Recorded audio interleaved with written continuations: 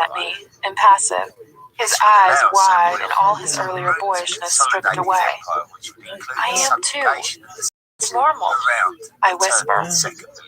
What kind of father could I possibly be? His voice is hoarse, barely audible.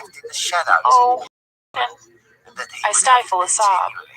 One that tries his best? That's all any of us can do. Anna, I don't know if I can. Of course you can. You're loving, you're fun, you're strong. You'll set boundaries. Our child will want for nothing. He's frozen, staring at me, doubt etched on his beautiful face. Yes, it would have been ideal to have waited, to have longer, just the two of us. But we'll be three of us, and we'll all grow up together. We'll be a family, our own family, and your child will love you unconditionally, like I do. Tears spring to my eyes. Oh, Anna, Christian whispers, his voice anguished and pained. I thought I'd lost you. Then I thought I'd lost you again. Seeing you lying on the ground, pale and cold and unconscious. It was all my worst fears realized. And now, here you are, brave and strong, giving me hope, loving me after all that I've done. Yes, I do love you, Christian, desperately. I always will. Gently taking my head between his hands, he wipes my tears away with his thumbs. He gazes into my eyes, gray to blue, and he kisses me sweetly, tenderly, like a man who adores his wife. I'll try to be a good father, he whispers against my lips. You'll try, and you'll succeed. And let's face it, you don't have much choice in the matter, because Blip and I are not going anywhere. Blip? Blip. He raises his eyebrows. I had the name Junior in my head. Junior it is, then. But I like Blip. He smiles his shy smile and kisses me once more. Chapter 24. Much as I'd like to kiss you all day, your breakfast is getting cold, Christian murmurs against my lips. He gazes down at me, now amused, except his eyes are darker, sensual. Holy cow, he's switched again. My Mr. Mercurial. Eat, he orders, his voice soft. I swallow, a reaction to his smoldering look, and crawl back into bed, avoiding snagging my IV line. He pushes the tray in front of me. The oatmeal is cold, but the pancakes under the cover are fine. In fact, they're mouth-watering. You know, I mutter between mouthfuls, Blip might be a girl. Christian runs his hand through his hair. 2 women, eh? Alarm flashes across his face, and his dark look vanishes. Oh, crap. Do you have a preference? Preference? Boy or girl? He frowns. Healthy will do, he says quietly, clearly disconcerted by the question. Eat, he snaps, and I know he's trying to avoid the subject. I'm eating. Jeez, keep your hair on, Gray. I watch him carefully. The corners of his eyes are crinkled with worry. He said he'll try, but I know he's still freaked out by the baby. Oh, Christian, so am I. He sits down on the armchair beside me, picking up the Seattle Times. You made the papers again, Mrs. Gray. His tone is bitter. Again? The hacks are just rehashing yesterday's story, but it seems factually accurate. You want to read it? I shake my head. Read it to me. I'm eating. He smirks and proceeds to read the article aloud. It's a report on Jack and Elizabeth, depicting them as a modern-day Bonnie and Clyde. It briefly covers Mia's kidnapping, my involvement in Mia's rescue, and the fact that both Jack and I are in the same hospital. How does the press get all this information? I must ask Kate. When Christian finishes, I say, "Please read something else. I like listening to you." He obliges and reads me a report about a booming bagel business and the fact that Boeing has had to cancel the launch of some plane. Christian frowns as he reads, but listening to his soothing voice as I eat, secure in the knowledge that I am fine, Mia is safe, and my little blip is safe, I feel a precious moment of peace, despite all that has happened over the last few days. I understand that Christian is scared about the baby, but I don't understand the depth of his fear. I resolve to talk to him some more about this, see if I can put his mind at ease. What puzzles me is that he hasn't lacked for positive role models as parents. Both Grace and Carrick are exemplary parents, or so they seem. Maybe it was the bitch troll's interference that damaged him so badly. I'd like to think so, but in truth, I think it goes back to his birth mom, though I'm sure Mrs. Robinson didn't help. I halt my thoughts as I nearly recall a whispered conversation. Damn, it hovers on the edge of my memory from when I was unconscious. Christian talking with Grace. It melts away into the shadows of my mind. Oh, it's so frustrating. I wonder if Christian will ever volunteer the reason he went to see her, or if I'll have to push him. I'm about to ask when there's a knock on the door. Detective Clark makes an apologetic entry into the room. He's right to be apologetic. My heart sinks when I see him. Mr. Gray, Mrs. Gray, am I interrupting? Yes, snaps Christian. Clark ignores him. Glad to see you're awake, Mrs. Gray. I need to ask you a few questions about Thursday afternoon. Just routine. Is now a convenient time? Sure, I mumble, but I do not want to relive Thursday's events. My wife should be resting, Christian bristles. I'll be brief, Mr. Gray. And it means I'll be out of your hair sooner rather than later. Christian stands and offers Clark his chair, then sits down beside me on the bed, takes my hand, and squeezes it reassuringly. Half an hour later, Clark is done. I've learned nothing new, but I've recounted the events of Thursday to him in a halting, quiet voice, watching Christian go pale and grimace at some parts. I wish you'd aimed higher, Christian mutters. Might have done womankind a service if Mrs. Gray had. Clark agrees. What? Thank you, Mrs. Gray. That's all for now. You won't let him out again, will you? I don't think he'll make bail this time, ma'am. Do we know who posted his bail? Christian asks. No, sir. It was confidential. After a thorough examination, Dr. Singh declares me fit to go home. Christian sags with relief. Mrs. Gray, watch for worsening headaches and blurry vision. If that occurs, you must return to the hospital immediately. I nod, trying to contain my delight at going home. As Dr. Singh leaves, Christian asks her for a quick word in the corridor. He keeps the door ajar as he asks her a question. She smiles. Yes, Mr. Gray. That's fine. He grins and returns to the room a happier man. What was all that about? Sex, he says, flashing a wicked grin. Oh, I blush. And? You're good to go. He smirks. Oh, Christian. I have a headache. I smirk right back. I know. You'll be off limits for a while. I was just checking. Off limits? I frown at the momentary stab of disappointment I feel. I'm not sure I want to be off limits. Nurse Nora joins us to remove my IV. She glares at Christian. I think she's one of the few women I've met who is oblivious to his charms. I thank her when she leaves with my IV stand. Shall I take you home? Christian asks. I'd like to see Ray first. Sure. Does he know about the baby?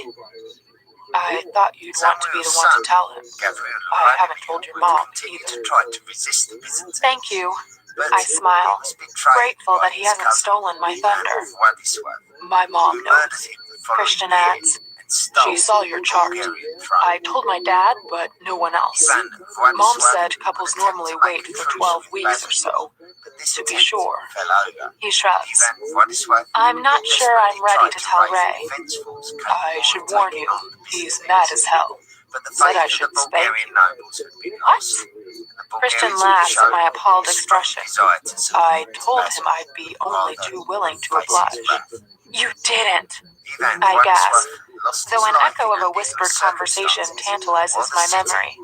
Yes, Ray was here while I was unconscious. He winks at me. Here, Taylor brought you some clean clothes. I'll help you dress. As Christian predicted, Ray is furious. I don't ever remember him being this mad. Christian has wisely decided to leave us alone. For such a taciturn man, Ray fills his hospital room with his invective, berating me for my irresponsible behavior. I am 12 years old again. Oh, Dad, please calm down. Your blood pressure is not up to this. And I've had to deal with your mother, he grumbles, waving both of his hands in exasperation. Dad, I'm sorry. And poor Christian. I've never seen him like that. He's aged. We've both aged years over the past couple of days. Ray, I'm sorry. Your mother is waiting for your call, he says in a more measured tone. I kiss his cheek, and finally he relents from his tirade. I'll call her. I really am sorry, but thank you for teaching me to shoot. For a moment, he regards me with ill-concealed paternal pride. I'm glad you can shoot straight, he says, his voice gruff. Now, go on home and get some rest. Thank you very much for listening to this. You look well, Dad. I try to change the subject. You look pale. His fear is suddenly evident. His look mirrors Christian's from last night, and I grasp his hand. I'm okay. I promise I won't do anything like that again. He squeezes my hand and pulls me into a hug. If anything happened to you, he whispers, his voice hoarse and low. Tears prick my eyes. I am not used to displays of emotion from my stepfather. Dad, I'm good. Nothing that a hot shower won't cure. We leave through the rear exit of the hospital to avoid the paparazzi gathered at the entrance. Taylor leads us to the waiting SUV. Christian is quiet as Sawyer drives us home. I avoid Sawyer's gaze in the rearview mirror, embarrassed that the last time I saw him was at the bank when I gave him the slip. I call my mom, who sobs and sobs. It takes most of the journey home to calm her down, but I succeed by promising that we'll visit soon. Throughout my conversation with her, Christian holds my hand, brushing his thumb across my knuckles. He's nervous.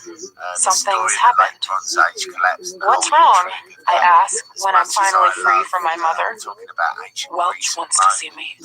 Welch? Why? He's found something out about that fucker Hyde. Christian's lip curls into a snarl, and a frisson of fear passes through me. He didn't want to tell me on the phone. Oh, he's coming here this afternoon from Detroit. Do you think he's found a connection? Christian nods. What do you think it is? I have no idea. Christian's brow furrows, perplexed. Taylor pulls into the garage at a Scala and stops by the elevator to let us out before he parks. In the garage, we can avoid the attention of the waiting photographers. Christian ushers me out of the car. Keeping his arm around my waist, he leads me to the waiting elevator. Glad to be home? He asks. Yes, I whisper. But as I stand in the familiar surroundings of the elevator, the enormity of what I've been through crashes over me, and I start to shake. Hey, Christian wraps his arms around me and pulls me close. You're home. You're safe, he says, kissing my hair. Oh, Christian. A dam I didn't even know was in place bursts, and I start to sob. Hush now, Christian whispers, cradling my head against his chest. But it's too late. I weep, overwhelmed into his t-shirt, recalling Jack's vicious attack. That's for SIP, you fucking bitch. Telling Christian I was leaving. You're leaving me? And my fear, my gut-wrenching fear for Mia, for myself, and for little Blip. When the doors of the elevator slide open, Christian picks me up like a child and carries me into the foyer. I wrap my arms around his neck and cling to him, keening quietly. He carries me through to our bathroom and gently settles me on the chair. Bath, he asks. I shake my head. No, not like Layla. Shower? His voice is choked with concern. Through my tears, I nod. I want to wash away the grime of the last few days, wash away the memory of Jack's attack. You gold-digging whore. I sob into my hands as the sound of the water cascading from the shower echoes off the walls. Hey, Christian croons. Kneeling in front of me, he pulls my hands away from my tear-stained cheeks and cups my face in his hands. I gaze at him, blinking away my tears. You're safe. You both are. He whispers. Blip and me. My eyes brim with tears again. Stop now. I can't bear it when you cry. His voice is hoarse. His thumbs wipe my cheeks, but my tears still flow. I'm sorry, Christian. Just sorry for everything. For making you worry, for risking everything, for the things I said. Hush, baby, please. He kisses my forehead. I'm sorry. It takes two to tango, Anna. He gives me a crooked smile. Well, that's what my mom always says. I said things and did things I'm not proud of. His gray eyes are bleak, but penitent. Let's get you undressed. His voice is soft. I wipe my nose with the back of my hand, and he kisses my forehead once more. Briskly, he strips me, taking particular care as he pulls my t-shirt over my head. But my head is not too sore. Leading me to the shower, he peels off his own clothing in record time before stepping into the welcome hot water with me. He pulls me into his arms and holds me for the longest time, as the water gushes over us, soothing us both. He lets me cry into his chest. Occasionally he kisses my hair, but he doesn't let go. He just rocks me gently beneath the warm water. Feel his skin against mine, his chest hair against my cheek. This man I love, this self-doubting, beautiful man, the man I could have lost through my own recklessness. I feel empty and aching at the thought, but grateful that he's here, still here, despite everything that's happened. He has some explaining to do, but right now I want to revel in the feel of his comforting, protective arms around me. And in that moment, it occurs to me, any explanations on his part have to come from him. I can't force him. He's got to want to tell me. I won't be cast as the nagging wife, constantly trying to wheedle information out of her husband. It's just exhausting. I know he loves me. I know he loves me more than he's ever loved anyone. And for now, that's enough. The realization is liberating. I stop crying and step back. Better? He asks. I nod. Good. Let me look at you. He says, and for a moment, I don't know what he means, but he takes my hand and examines the arm I fell on when Jack hit me. There are bruises on my shoulder and scrapes at my elbow and wrist. He kisses each of them. He grabs the washcloth and shower gel from the rack, and the sweet, familiar scent of jasmine fills my nostrils. Turn around. Gently, he proceeds to wash my injured arm, then my neck, my shoulders, my back, and my other arm. He turns me sideways and traces his long fingers down my side.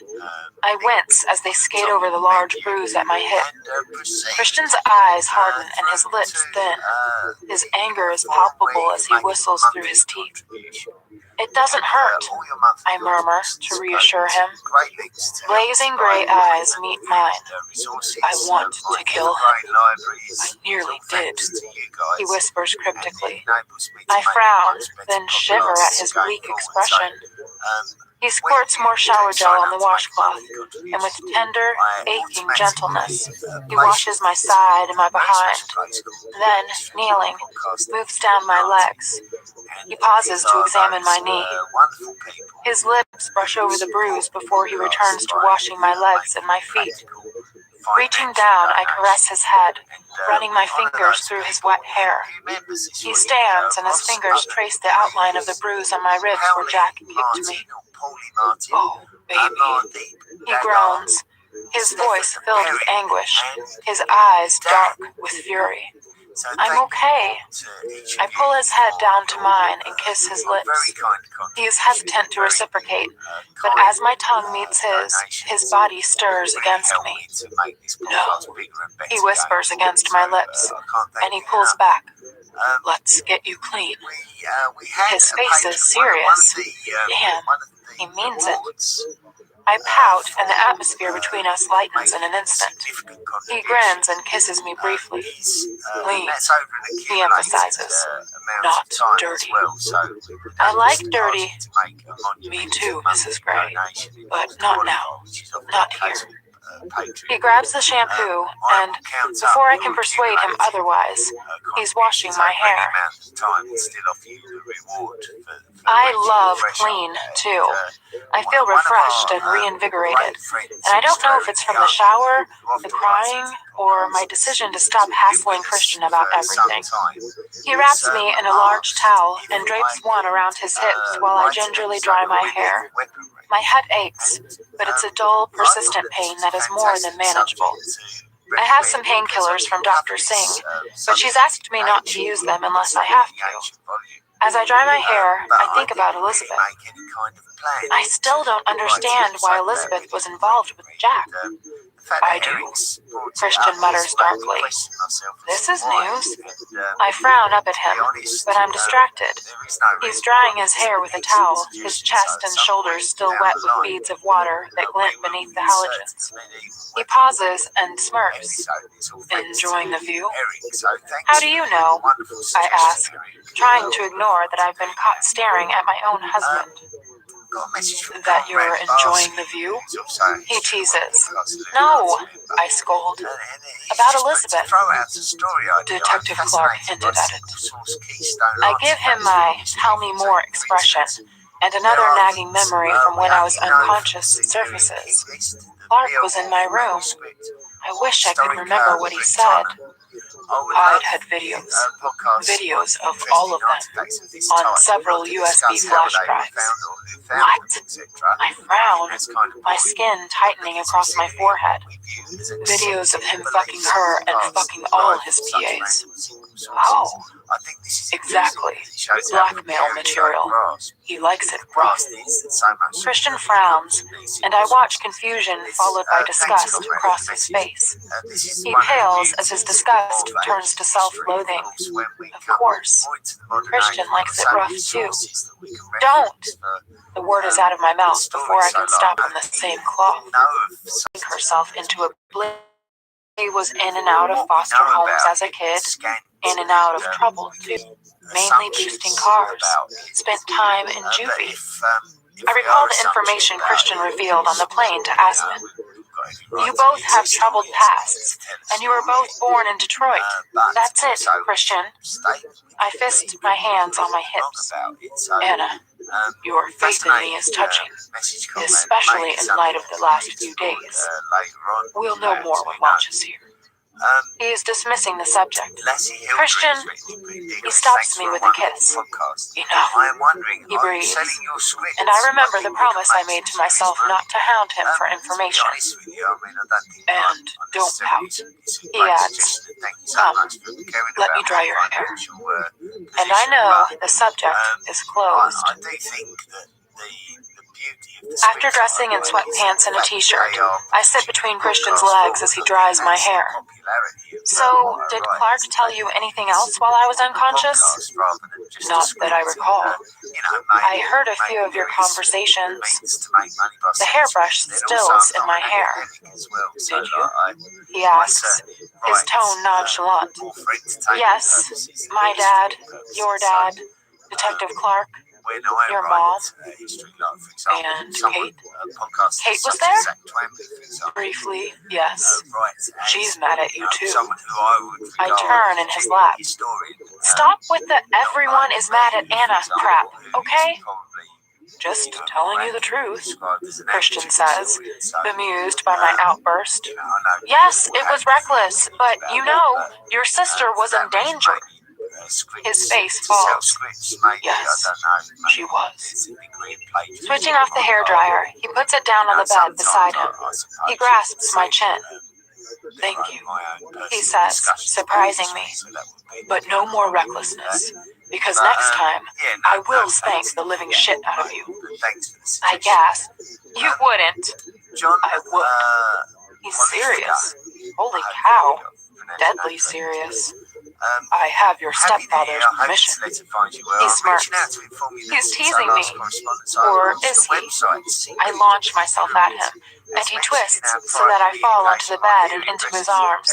As I land, pain from my ribs shoots through me, and I wince. Christian pales. Behave, he admonishes, and for a moment, he's angry. Sorry, I mumble, caressing his cheek. He nuzzles my hand and pisses it gently. Honestly, Anna, you really have no regard for your own safety.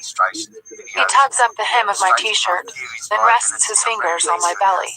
I stop breathing. It's not just you anymore, he whispers, trailing his fingertips along the waistband of my sweats, caressing my skin. Desire explodes, unexpected, hot, and heavy in my blood. I gasp and Christian tenses, halting his fingers and gazing down at me. He moves his hand up and tucks a stray lock of hair behind my ear. No, he whispers. What? Don't look at me like that. I've seen the bruises, and the answer's no. His voice is firm, and he kisses my forehead. I squirm. Christian, I whine. No, get into bed. He sits up. Bed? You need rest. I need you. He closes his eyes and shakes his head as if it's a great effort of will. When he opens them again, his eyes are bright with his resolve. Just do as you're told, Anna. I'm tempted to take off all my clothes, but then I remember the bruises, and I know I won't win that way. Reluctantly, I nod. Okay. I deliberately give him an exaggerated pout. He grins, amused. I'll bring you some lunch. You're going to cook? I nearly expire. He has the grace to laugh. I'm going to heat something up. Mrs. Jones has been busy. Christian, I'll do it. I'm fine. Geez, I want sex. I can certainly cook. I sit up awkwardly, trying to hide the flinch caused by my smarted ribs. Bed. Christian's eyes flash, and he points to the pillow. Join me, I murmur, wishing I were wearing something a little more alluring than sweatpants and a t-shirt. Anna, get into bed, now. I scowl, stand up, and let my pants drop unceremoniously to the floor, glaring at him the whole time. His mouth twitches with humor as he pulls the duvet back. You heard Dr. Singh. She said rest. His voice is gentler. I slip into bed and fold my arms in frustration. Stay, he says, clearly enjoying himself. My scowl deepens. Mrs. Jones's chicken stew is, without doubt, one of my favorite dishes. Christian eats with me, sitting cross-legged in the middle of the bed. That was very well heated. I smirk and he grins. I'm replete and sleepy. Was this his plan? You look tired. He picks up my tray. I am good. Sleep. He kisses me. I have some work I need to do. I'll do it in here if that's okay with you. I nod, fighting a losing battle with my eyelids. I had no idea chicken stew could be so exhausting. It's dusk when I wake. Pale pink light floods the room. Christian is sitting in the armchair, watching me. gray eyes luminous in the ambient light. He's clutching some papers. His face is ashen. Holy cow! What's wrong? I ask immediately, sitting up and ignoring my protesting ribs. Welch has just left. Oh, shit. And? I lived with the fucker. He whispers. Lived? With Jack? He nods, his eyes wide. You're related?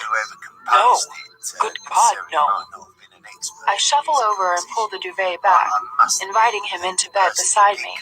And to my surprise, he doesn't hesitate. He kicks off his shoes and slides in alongside me. Wrapping one arm around me, he curls up, resting his head in my lap. I'm stunned. What's this? I don't understand, I murmur, running my fingers through his hair and gazing down at him. Christian closes his eyes and furrows his brow as if he's straining to remember. After I was found with the crack whore, before I went to live with Carrick and Grace, I was in the care of Michigan State. I lived in a foster home, but I can't remember anything about that time. My mind reels. A foster home? This is news to both of us. For how long? I whisper. 2 months or so. I have no recollection. Have you spoken to your mom and dad about it? No.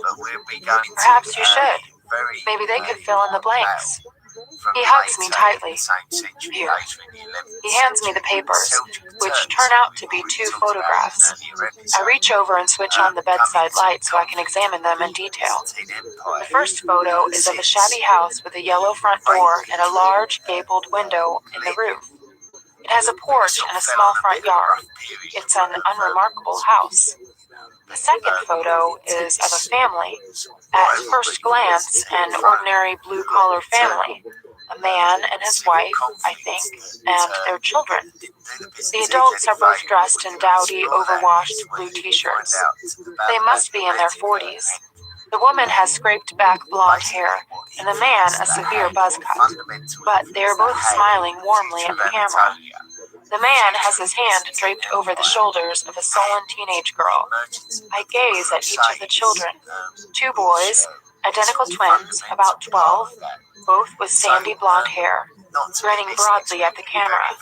There's another boy who's smaller with reddish blonde hair, scowling, and hiding behind him, a copper-haired, gray-eyed little boy, wide-eyed and scared, dressed in mismatched clothes and clutching a child's dirty blanket. Ah, this is you, I whisper, my heart lurching into my throat. I know Christian was 4 when his mother died, but this child looks much younger. He must have been severely malnourished. I stifle a sob as tears spring to my eyes. Oh, my sweet. Christian nods. That's me. Welch brought these photos? Yes. I don't remember any of this. His voice is flat and lifeless. Remember being with foster parents? Why should you? Christian, it was long ago. Is this what's worrying you? I remember other things. Run dawns. My darling control freak likes everything in its place. And now he's learned he's missing part of the jigsaw. Is Jack in this picture?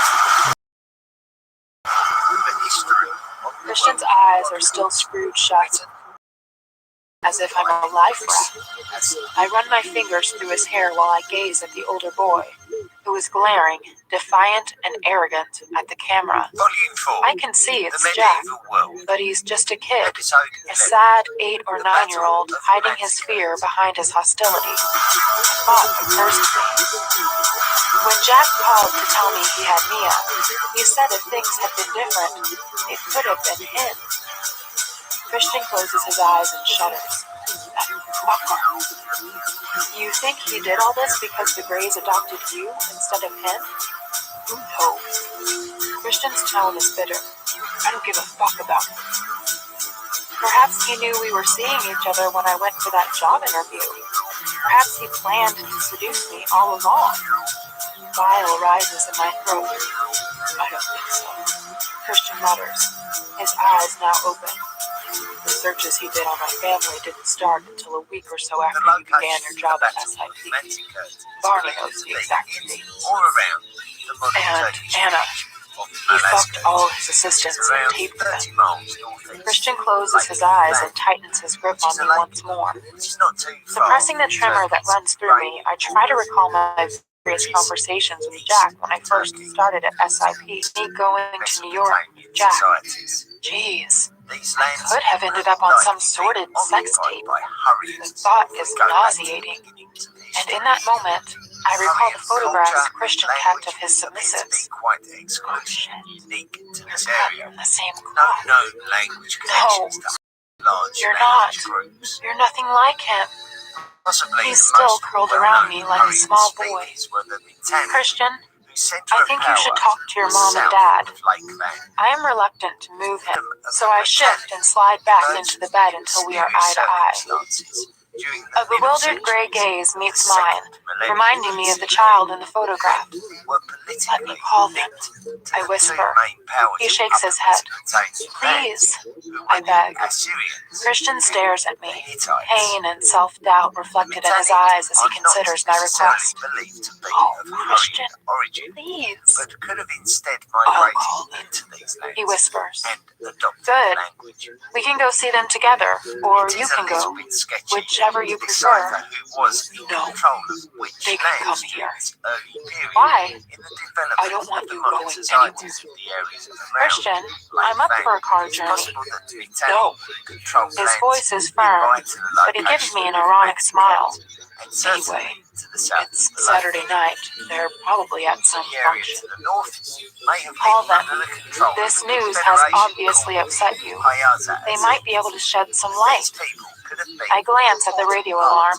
It's almost 7 in the evening. He regards me impassively for a moment. He says, as if I've issued him a challenge. Sitting up, he picks up the bedside phone. I wrap my arm around him and rest my head on his chest as he makes the call. Dad? I register his surprise that Carrick has answered the phone. Anna's good. We're home. Welch has just left. He found out the connection. Foster home in Detroit.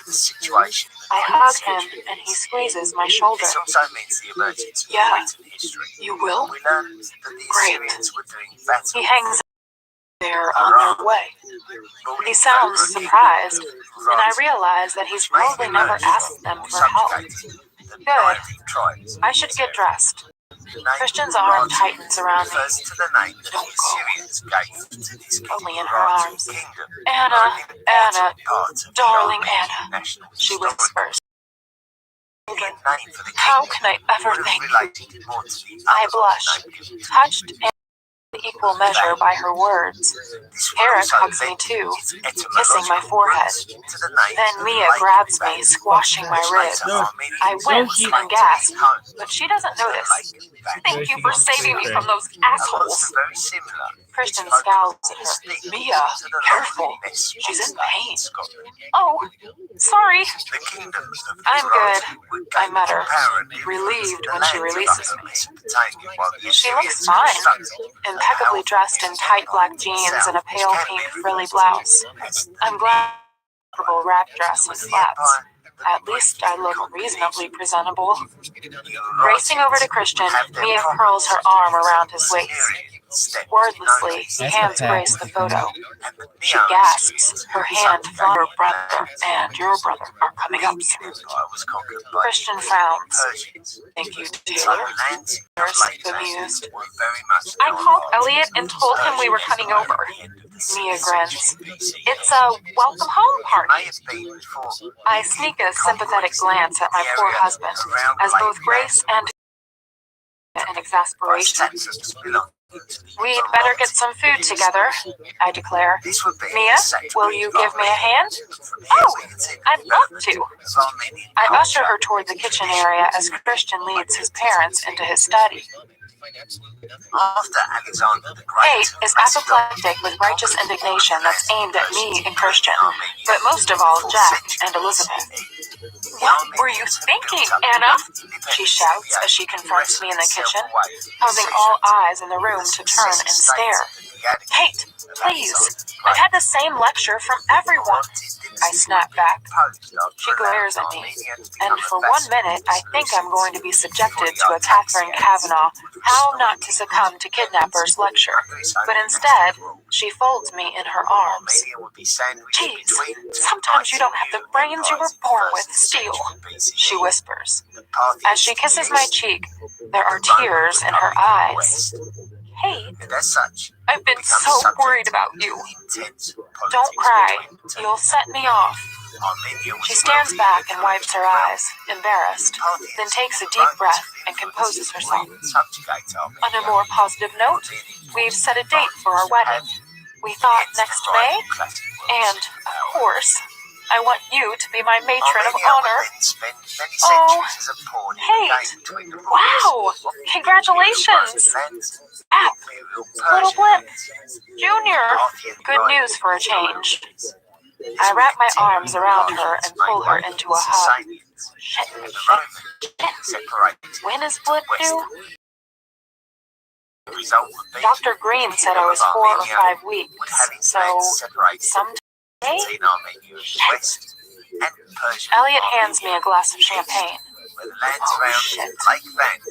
Christian emerges from his study, looking ashen, and follows his parents into the great room. His eyes widen when he sees the glass in my hand. Kate. He greets her coolly. Christian? She is equally cool. I sigh. Your meds, Mrs. Gray. He eyes the glass in my hand. I narrow my eyes. Damn it, I want a drink. Grace smiles as she joins me in the kitchen, collecting a glass from Elliot on the way. A sip will be fine, she whispers with a conspiratorial wink at me, and lifts her glass to clink mine. Kristen scowls at both of us until Elliot distracts him with news of the latest match between the Mariners and the Rangers. Eric joins us, putting his arms around us both, and Grace kisses his cheek before joining Mia on the sofa. How is he? I whisper to Carrick as he and I stand in the kitchen watching the family lounge on the sofa. I note with surprise that Mia and Ethan are holding hands. Shaken, Eric murmurs to me, his brow furrowing, his face serious. He remembers so much of his life with his birth mother. Many things I wish he didn't, but this... He stops. I hope we've helped. I'm glad you called us. You said you told him to. Eric's gaze softens. I shrug and take a hasty sip of champagne. You're very good for him. He doesn't listen to anyone else. I frown. I don't think that's true. The unwelcome specter of the bitch troll looms large in my mind. I know Christian talks to Grace, too. I heard him. Again, I feel a moment's frustration as I try to fathom their conversation in the hospital, but it still eludes me. Come and sit down, Anna. You look tired. I'm sure you weren't expecting all of us here to see you. It's great to see everyone. I smile, because it's true. It is great. I'm an only child who has married into a large and gregarious family, and I love it. I snuggle up next to Christian. One sip. He hisses at me and takes my glass from my hand. Yes, sir. I bat my lashes, disarming him completely.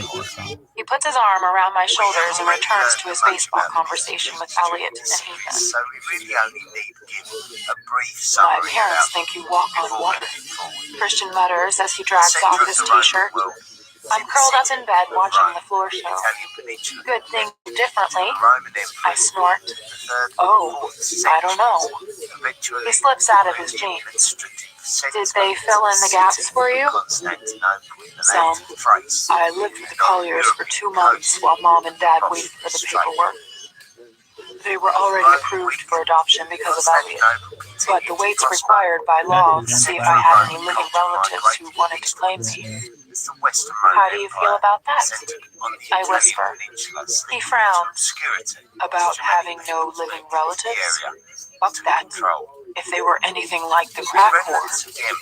He shakes his head in disgust. Oh, Christian, you were a child. Loved your mom. He slides on his pajamas, climbs into bed, and gently pulls me into his arms. It's coming back to me. I remember the food Mrs. Collier could cook, and at least we know now why that fucker is so hung up on my family. He runs his free hand through his hair. Fuck, he says, suddenly turning to gape at me. What? It makes sense now. His eyes are full of recognition. What? Baby bird. Mrs. Collier used to call me Baby Bird. I frown. That makes sense? The note, he says, gazing at me. The ransom note that fucker left. It went something like, do you know who I am? Because I know who you are, baby bird. This makes no sense to me at all. It's from a kid's book. Christ, Collier's had it. It was called, Are You My Mother? Shit. His eyes widened. I loved that book. Oh, I know that book. My heart lurches. 50. Mrs. Collier used to read it to me. I am at a loss as to what to say. Christ, he knew. That fucker knew. Will you tell the police? Yes, I will. Christ knows what Clark will do with that information. Christian shakes his head as if trying to clear his thoughts. Anyway, thank you for this evening. Whoa, gear change. For what? Catering for my family at a moment's notice. Don't thank me. Thank Mia and Mrs. Jones. Stopped. He shakes his head as if in exasperation. Oh no, don't get any ideas. I pout and he sighs. Anna, what am I going to do with you? He kisses my hair. I have some ideas. I squirm beside him and wince as pain radiates through my upper body from my bruised ribs. Baby, you've been through enough. Besides, I have a bedtime story for you. Oh? You wanted to know? He trails off, closes his eyes, and swallows. All the hair on my body stands on end. He begins in a soft voice. Picture this, an adolescent boy looking to earn some extra money so he can continue his secret drinking habit. He shifts onto his side so that we're lying facing each other, and he's gazing into my eyes. So, I was in the backyard at the Lincolns, clearing some rubble and trash from the extension Mr. Lincoln had just added to their place.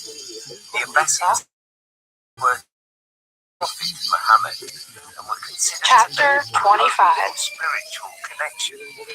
I can barely breathe. Do I want to hear this? Christian closes his eyes and swallows. When he opens them again, they are bright but diffident, full of disquieting memories. It was a hot summer day. I was working hard. He snorts and shakes his head, suddenly amused. It was back-breaking work, shifting that rubble. I was on my own, and Ella missed nowhere and brought me some lemonade. We exchanged, she slapped me so hard. And when she finished, she slapped me again. He blinks, seemingly still confounded even after all this time. I'd never been kissed before, or hit like that. Oh, she pounced on a kid. Do you want to hear this? Christian asks. Yes? No? Only if you want to tell me. My voice is small as I lie facing him, my mind reeling. I'm trying to give you some context. I nod in what I hope is an encouraging manner, but I suspect I may look like a statue, frozen and wide-eyed with shock. He frowns, his eyes searching mine, trying to gauge my reaction. Then he turns onto his back and stares up at the ceiling. Well, naturally, I was confused and angry and horny as hell. I mean, a hot older woman comes onto you like that. He shakes his head as if he still can't believe it. Hot? I feel queasy. She went back into the house, leaving the backyard. She acted as if nothing happened. I was at a total loss. So I back to work, loaded rubble into the dumpster. When I left that evening, she had to come back the next day. She didn't mention what happened.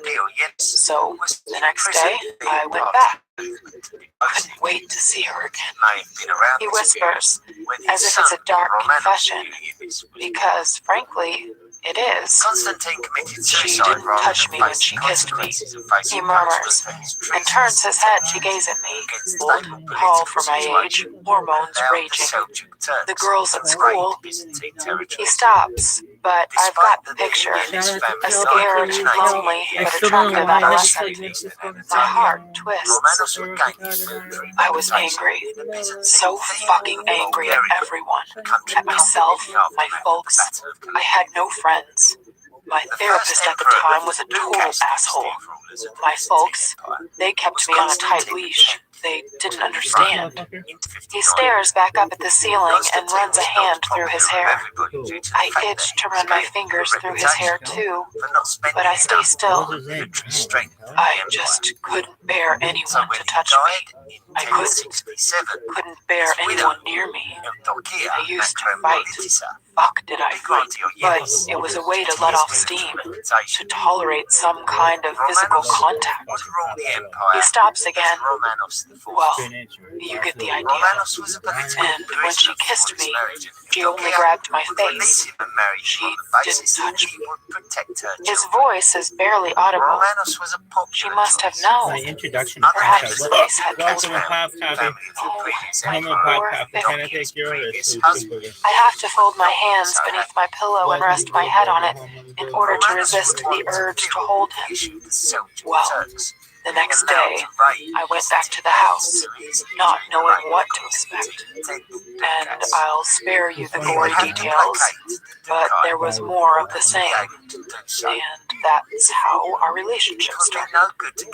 Oh, fuck, this is painful to hear. He shifts again onto his side so he's facing me. And you know something, Anna? My world came into focus, sharp and clear. Everything. It was exactly what I needed. She was a breath of fresh air, making the decisions, taking all that shit away from me, letting me breathe. Holy shit. And even when it was over, my world stayed in focus because of her. And it stayed that way until I met you. What the hell am I supposed to say to that? Tentatively, he smooths a stray lock of hair behind my ear. I fell in love. He whispers. I stop. Oh my. I fell in love. He whispers. I stop breathing. He caresses my cheek. So did I murmur, with the little breath I have left. His eyes soften. I know. He mouths. You do? Yes. Hallelujah. I smile shyly at him. Finally, I whisper. He nods, and it's put everything into perspective for me. When I was younger, Elena was the center of my world. There was nothing I wouldn't do for her. And she did a lot for me. She stopped my drinking, made me work hard at school. You know, she gave me a coping mechanism I hadn't had before, allowed me to experience things that I never thought I could. Touch, I whisper. He nods, after a fashion. I frown, wondering what he means. He hesitates at my reaction. How me, I will him. If you grow up with a wholly negative self-image, thinking you're some kind of reject, and an unlovable savage, you think you deserved to be Christian, you are none of those things. He pauses and runs his hand through his hair. Anna, it's much easier to wear your pain on the outside. Again, it's a confession. Oh, she channeled my anger. His mouth presses together in a bleak line, mostly inward. I read yes. His lips quirk up in a soft smile. The best decision I've ever made was marrying you. Oh my. Not starting your company? He shakes his head. Not learning to fly? He shakes his head. He mouths. He caresses my cheek with his knuckles. She knew. He whispers. I frown. She knew what? That I was head over heels in love with you. She encouraged me to go down to Georgia to see you, and I'm glad she did. She thought you'd freak out and leave, which you did. I pale. I'd rather not think about that.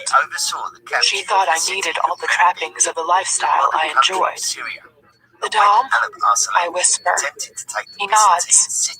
It enabled me to keep everyone at arm's length, gave me control, and kept me detached, or so I thought. I'm sure you've worked out why. He adds softly. Your birth mom didn't want to be hurt again.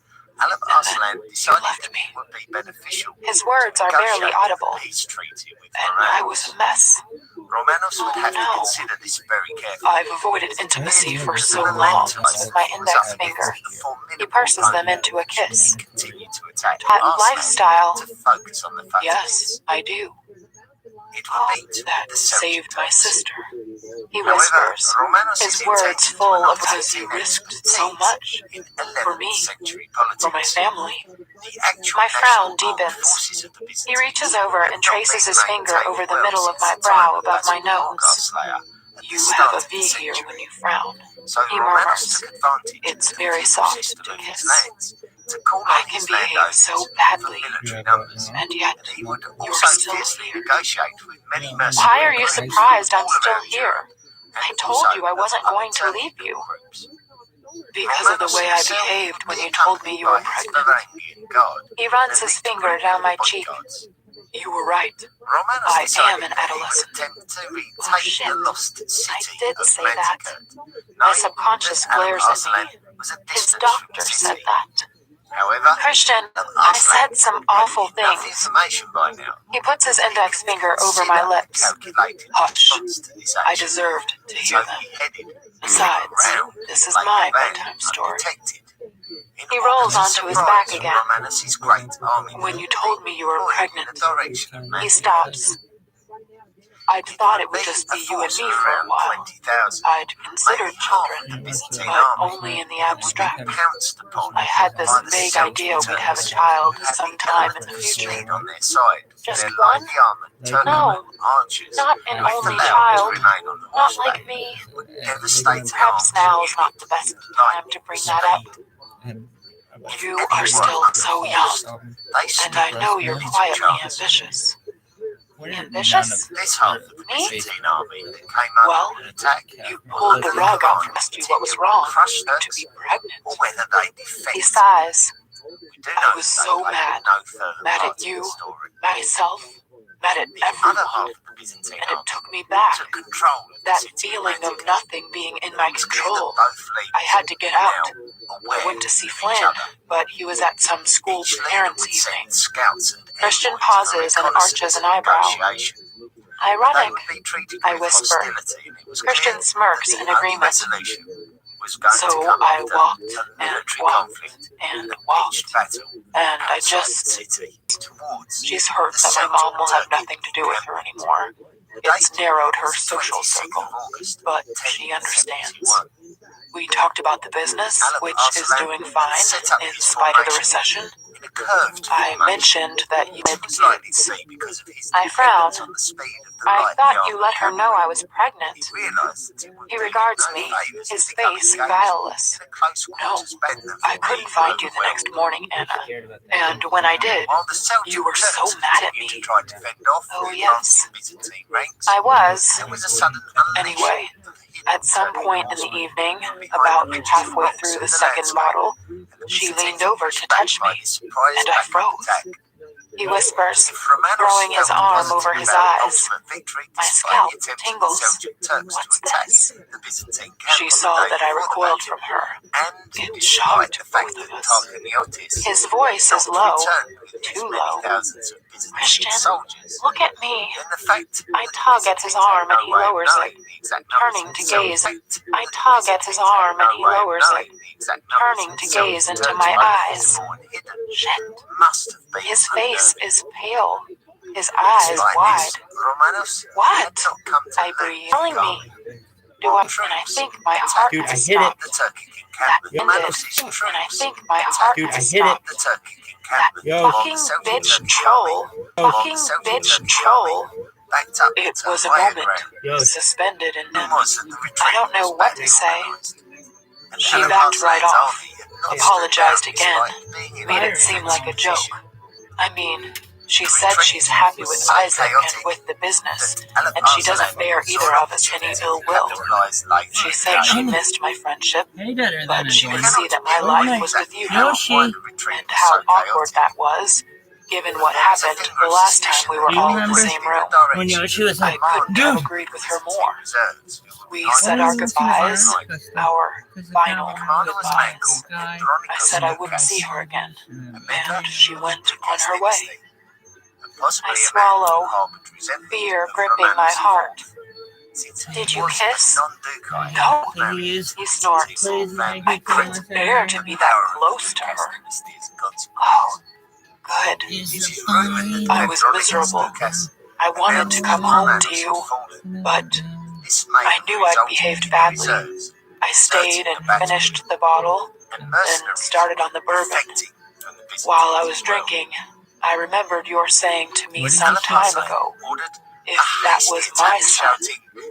And I got to thinking about Junior, and about how Elena and I started, and it made me feel uncomfortable.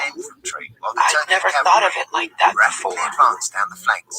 A memory blossoms in my mind, a whispered conversation from when I was half-conscious, Christian's voice, but seeing her finally put it all in perspective for me, you know, with the child. For the first time I felt what we did was wrong. He'd been speaking to Grace. That's it? Pretty much. Oh. Oh? It's over? Yes. It's been over since I laid eyes on you.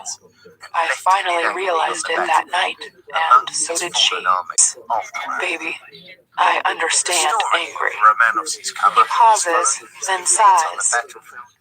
You see, Anna, I want you to myself. I don't want to share you. What we have, I've never had before. I want to be the center of your universe. For a while, at least. Oh, Christian, you are. That's not going to change. He gives me an indulgent, sad, resigned smile. Anna, he whispers. That's just not true. Tears prick my eyes. How can it be? He murmurs. Oh no. Shit. Don't cry, Anna. Please, don't cry. He caresses my face. I'm sorry. My lower lip trembles, and he brushes his thumb over it, soothing me. No, Anna, no. Don't be sorry. You'll have someone else to love as well. And you're right. That's how it should be. Blip will love you too. You'll be the center of Blip's, Junior's world. I whisper. Children love their parents unconditionally, Christian. That's how they come into the world, programmed to love all babies, even you. Think about that children's book you liked when you were small. You still wanted your mom. You loved her. He furrows his brow and withdraws his hand, fisting it against his chin. No, he whispers. Yes, you did. My tears flow freely now. Of course you did. It wasn't an option. That's why you were so hurt. He stares at me, his expression raw. That's why you're able to love me. I murmur. Forgive her. She had her own world of pain to deal with. She was a shitty mother, and you loved her. He gazes at me, saying nothing, eyes haunted by memories that stopped talking. I used to brush her hair. She was a shitty mother. His voice audible. I know. Christian, do you think for 1 minute I'd let you be a shitty father? He opens his eyes and gazes at me for what feels like an eternity. He smiles as relief slowly illuminates his face. No, I don't think you would. He caresses my face with the backs of his knuckles, gazing at me in wonder. God, you're strong, Mrs. Gray. I love you so much. He kisses my forehead. I didn't know I could. Oh, Christian, I whisper, trying to contain my emotions. Now, that's the end of your bedtime story. That's some bedtime story. He smiles wistfully, but I think he's relieved. How's your head? My head? Actually, it's about to explode with all you've told me. Does it hurt? No. Good. I think you should sleep now. Sleep? How can I sleep after all that? Sleep, he says sternly. You need it. I pout. I have one question. Oh? What? He eyes me warily. Why have you suddenly become all forthcoming, for want of a better word? He frowns. You were telling me all this, when getting information out of you is normally a pretty harrowing and trying experience. It is? You know it is. Why am I being forthcoming? I can't say. Seeing you practically she's the past, and I've said that to you so many times. If she hadn't made a pass at you, would you still be friends? That's more than one question. Sorry, you don't have to tell me. I flush. You've already volunteered more than I ever thought you would. His gaze softens. No, I don't think so. But she's felt like unfinished business since my birthday. She stepped over the line and I'm done. Please, believe me. I'm not going to see her again. You said she's a hard limit for you. That's a term I understand. He says with quiet sincerity. Okay, I'm going to let this go now. My subconscious sags into her armchair. Finally. Good night, Christian. Thank you for the enlightening bedtime story. I lean over to kiss him, and our lips touch briefly, but he pulls back when I try to deepen the kiss. Don't, he whispers. I am desperate to make love to you. Then do. No, you need to rest, and it's late. Go to sleep. He switches off the bedside light, plunging us into darkness. I love you unconditionally, Christian. I murmur as I cuddle into his side. I know. He whispers, and I sense his shy smile. I wake with a start. Light is flooding the room, and Christian is not in bed. I glance at the clock and see it's 7:53. I take a deep breath and wince as my ribs smart, though not as badly as yesterday. I think I could go to work. Work. Yes. I want to go to work. It's Monday, and I spent all of yesterday lounging about in bed. Christian let me go out only briefly to see Ray. Honestly, he's still such a control. Hands off since I arrived home. I scowled. I am going to have to do something about this. To be undertaken with caution. But I'm frustrated. I think this is the longest I've gone without sex since, well, since the first time. I think we've both recovered our equilibrium. Christian is much more relaxed. His long bedtime story seems to have laid some ghosts to rest. For him, and for me, we'll see. I shower quickly, and once I'm dry, I browse carefully through my clothes. I want something sexy. Something that might galvanize Christian into action. Who would have thought such an insatiable man could actually exercise so much self-control?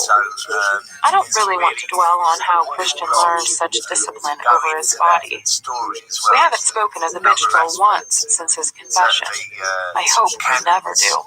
To me, she's dead and buried. I choose an almost indecently short black skirt and a white silk blouse with a frill. I slide on thigh highs with lacy tops and my black Louboutin pumps. A little mascara and lip gloss for a natural look, and after a ferocious brushing, I leave my hair loose. Yes, this should do it. Christian is eating at the breakfast bar. His fork full of omelet stops mid-air when he sees me. He frowns. Good morning, Mrs. Ray. Going somewhere? Work. I smile sweetly. I don't think so. Christian snorts with amused derision. Dr. Singh said a week off. Christian, I am not spending the day lounging in bed on my own, so I may as well go to work. Good morning, Gail. Mrs. Gray. Mrs. Jones tries to hide a smile. Would you like some breakfast?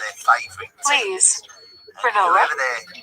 I prefer scrambled eggs with whole wheat toast. Mrs. Jones grins, and Christian registers his surprise. Very good, Mrs. Gray. Mrs. Jones says, Anna, you are not going to work. But no, it's simple. Don't argue. Christian is adamant. I glare at him, and only then do I notice that he's in the same pajama bottoms was wearing last night. Are you going to work? I ask. No. It is Monday, right? Leaving you here on your own to get into trouble. And Dr. Singh said it would be a week before you could go back to work. Remember? I slide onto a bar stool beside him and little. Mrs. Jones places a cup of tea in front of me. Here. He traces a finger over the bare flesh that shows above my thigh highs. My pulse quickens as his finger runs across my skin.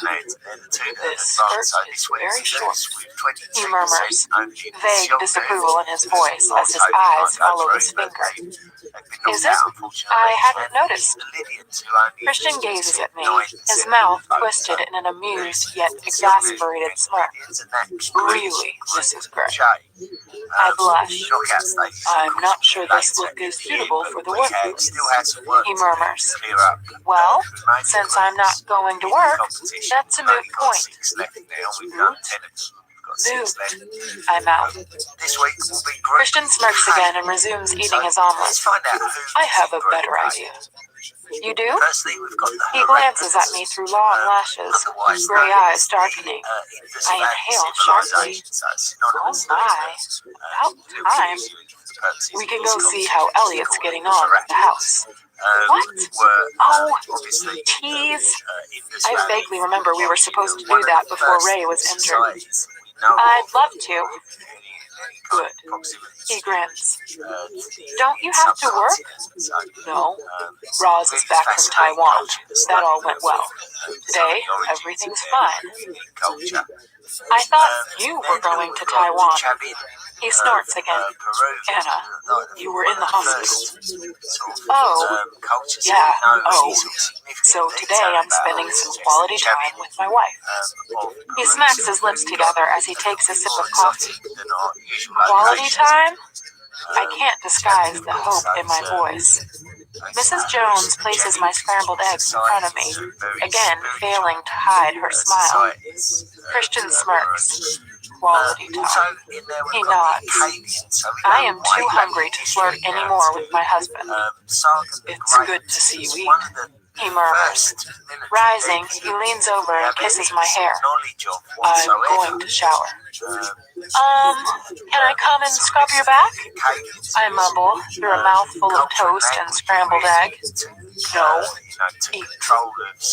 Leaving the breakfast bar, he tucks his t-shirt over his head, treating me to the sight of his finely sculptured shoulders and naked back as he saunters out of the great room. I stop mid-chew. He's doing this on purpose. Why? Major conquests. Christian is relaxed on the drive north. We've just left Ray and Mr. Rodriguez watching soccer on the new flat-screen television that I suspect Christian has bought for Ray's hospital room. Christian has been laid back ever since the talk. It's as if a weight has been lifted. Mrs. Robinson's shadow no longer looms so large over us. Maybe because I've decided to let it go, or because he has. I don't know.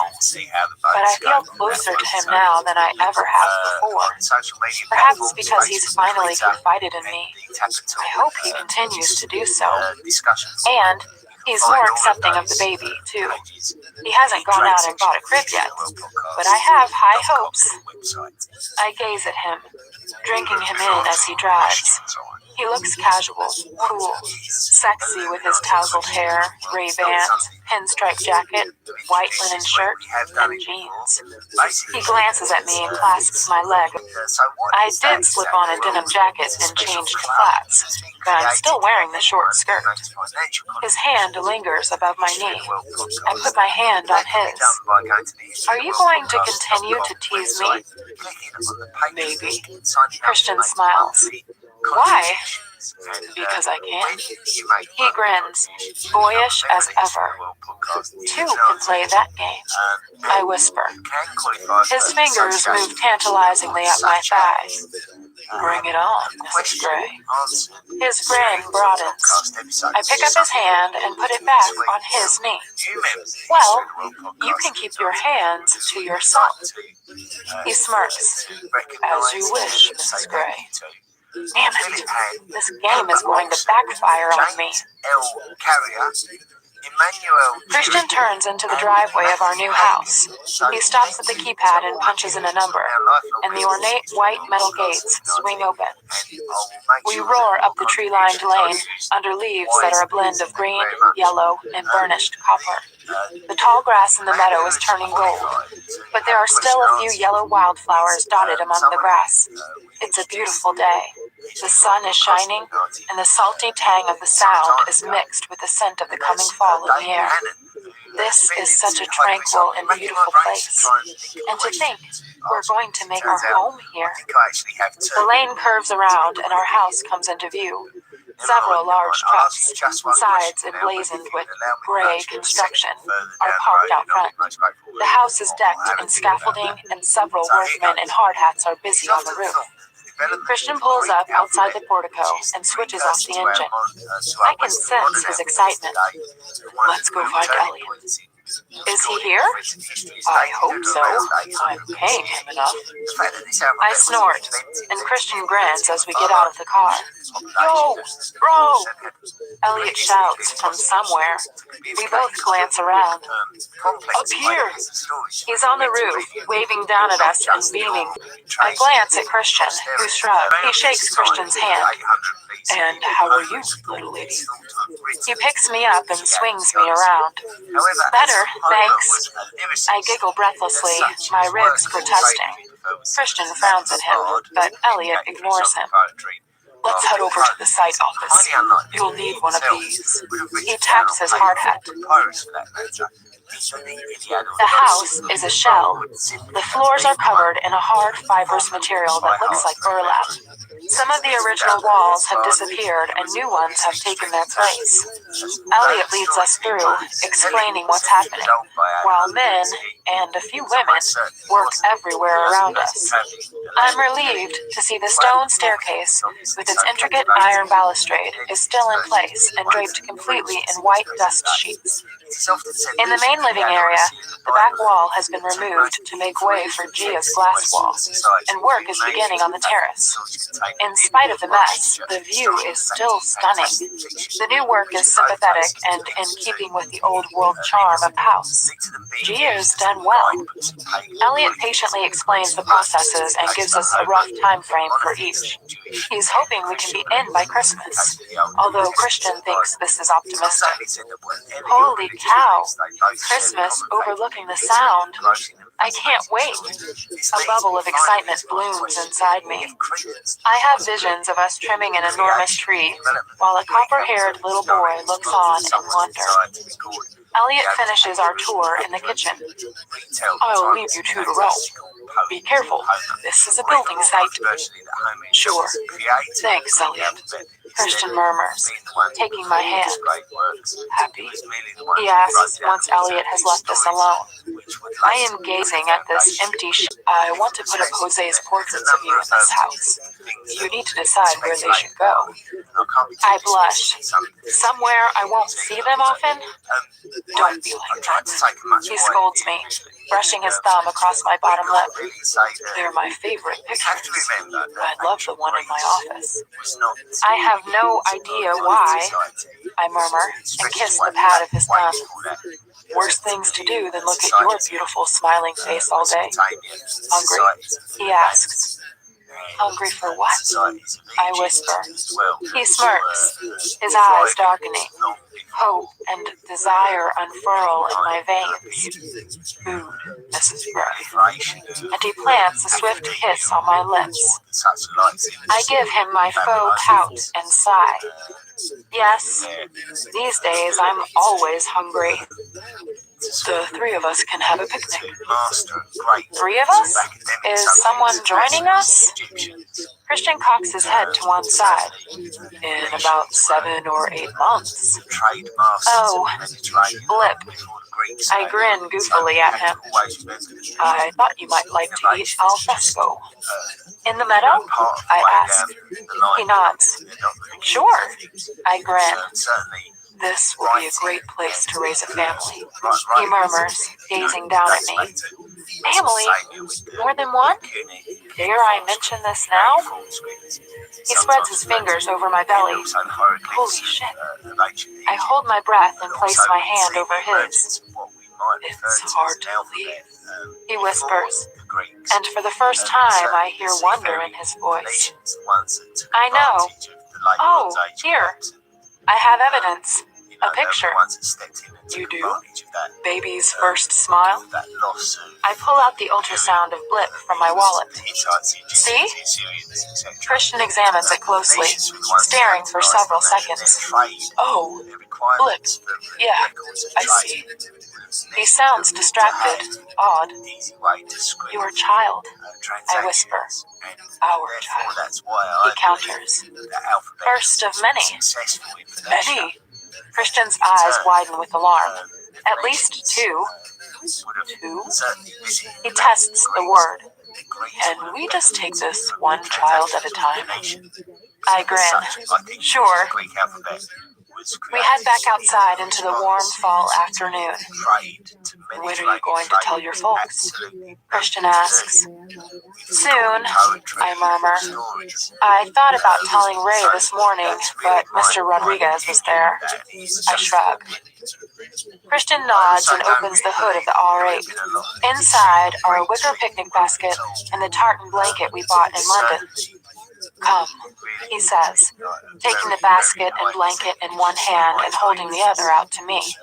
Together, we walk into the meadow. Sure, Ross. Go for it. Christian hangs up. That's the 3rd call he's taken during our picnic. He's kicked off his shoes and socks and is watching me, arms on his raised knees. His jacket lies discarded on top of mine, as we're warm in the sun. I lie beside him, stretched out on the picnic blanket, both of us surrounded by tall golden and green grass, far from the noise of the house and hidden from the prying eyes of the construction workers. We are in our own bucolic haven. He feeds me another strawberry, and I chew and suck it gratefully, gazing at his darkening eyes. Tasty, he whispers. Very. Had enough? Of strawberries, yes. His eyes glitter dangerously, and he grins. Mrs. Jones packs a mighty fine picnic, he says. That she does, I whisper. Shifting suddenly, he lies down so his head is resting on my belly. He closes his eyes and seems content. I tangle my fingers in his hair.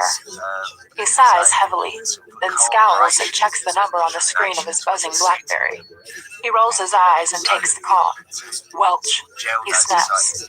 He tenses, listens for a second or two, then suddenly bolts upright. 24/7. Thanks, he says through gritted teeth and hangs up. The change in his mood is instant.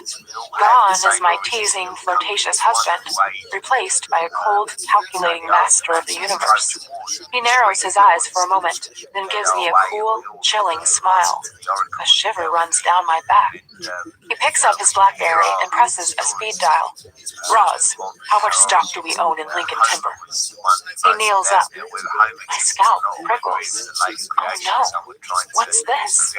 So, consolidate the shares into GEH, then fire the board. Except the CEO. I don't give a fuck. I hear you, just do it. Thank you. Keep me informed. He hangs up and gazes at me impassively for a moment. Holy shit.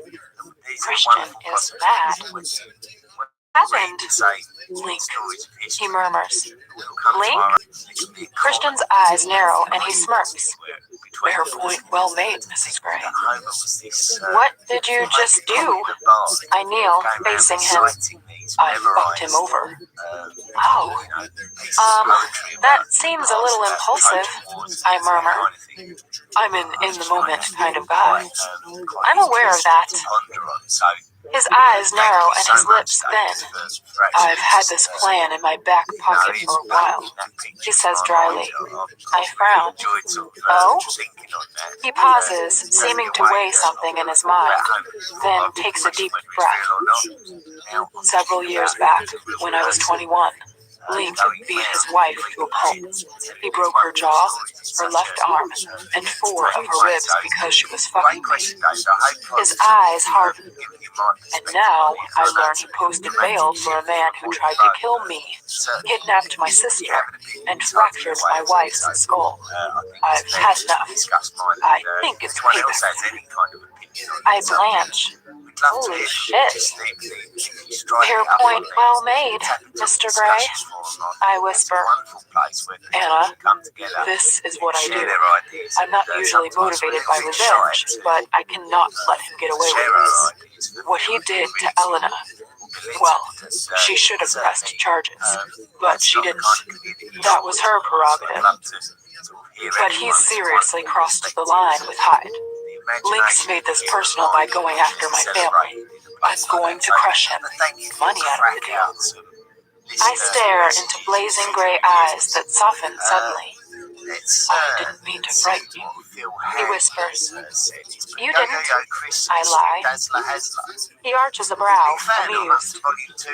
You just took me by surprise, I whisper, then swallow. Christian is really quite scary sometimes. He brushes his lips against mine. I will do anything to keep you safe. Keep my family safe. Keep this little one safe. He murmurs, and splays his hand out over my belly in a gentle caress.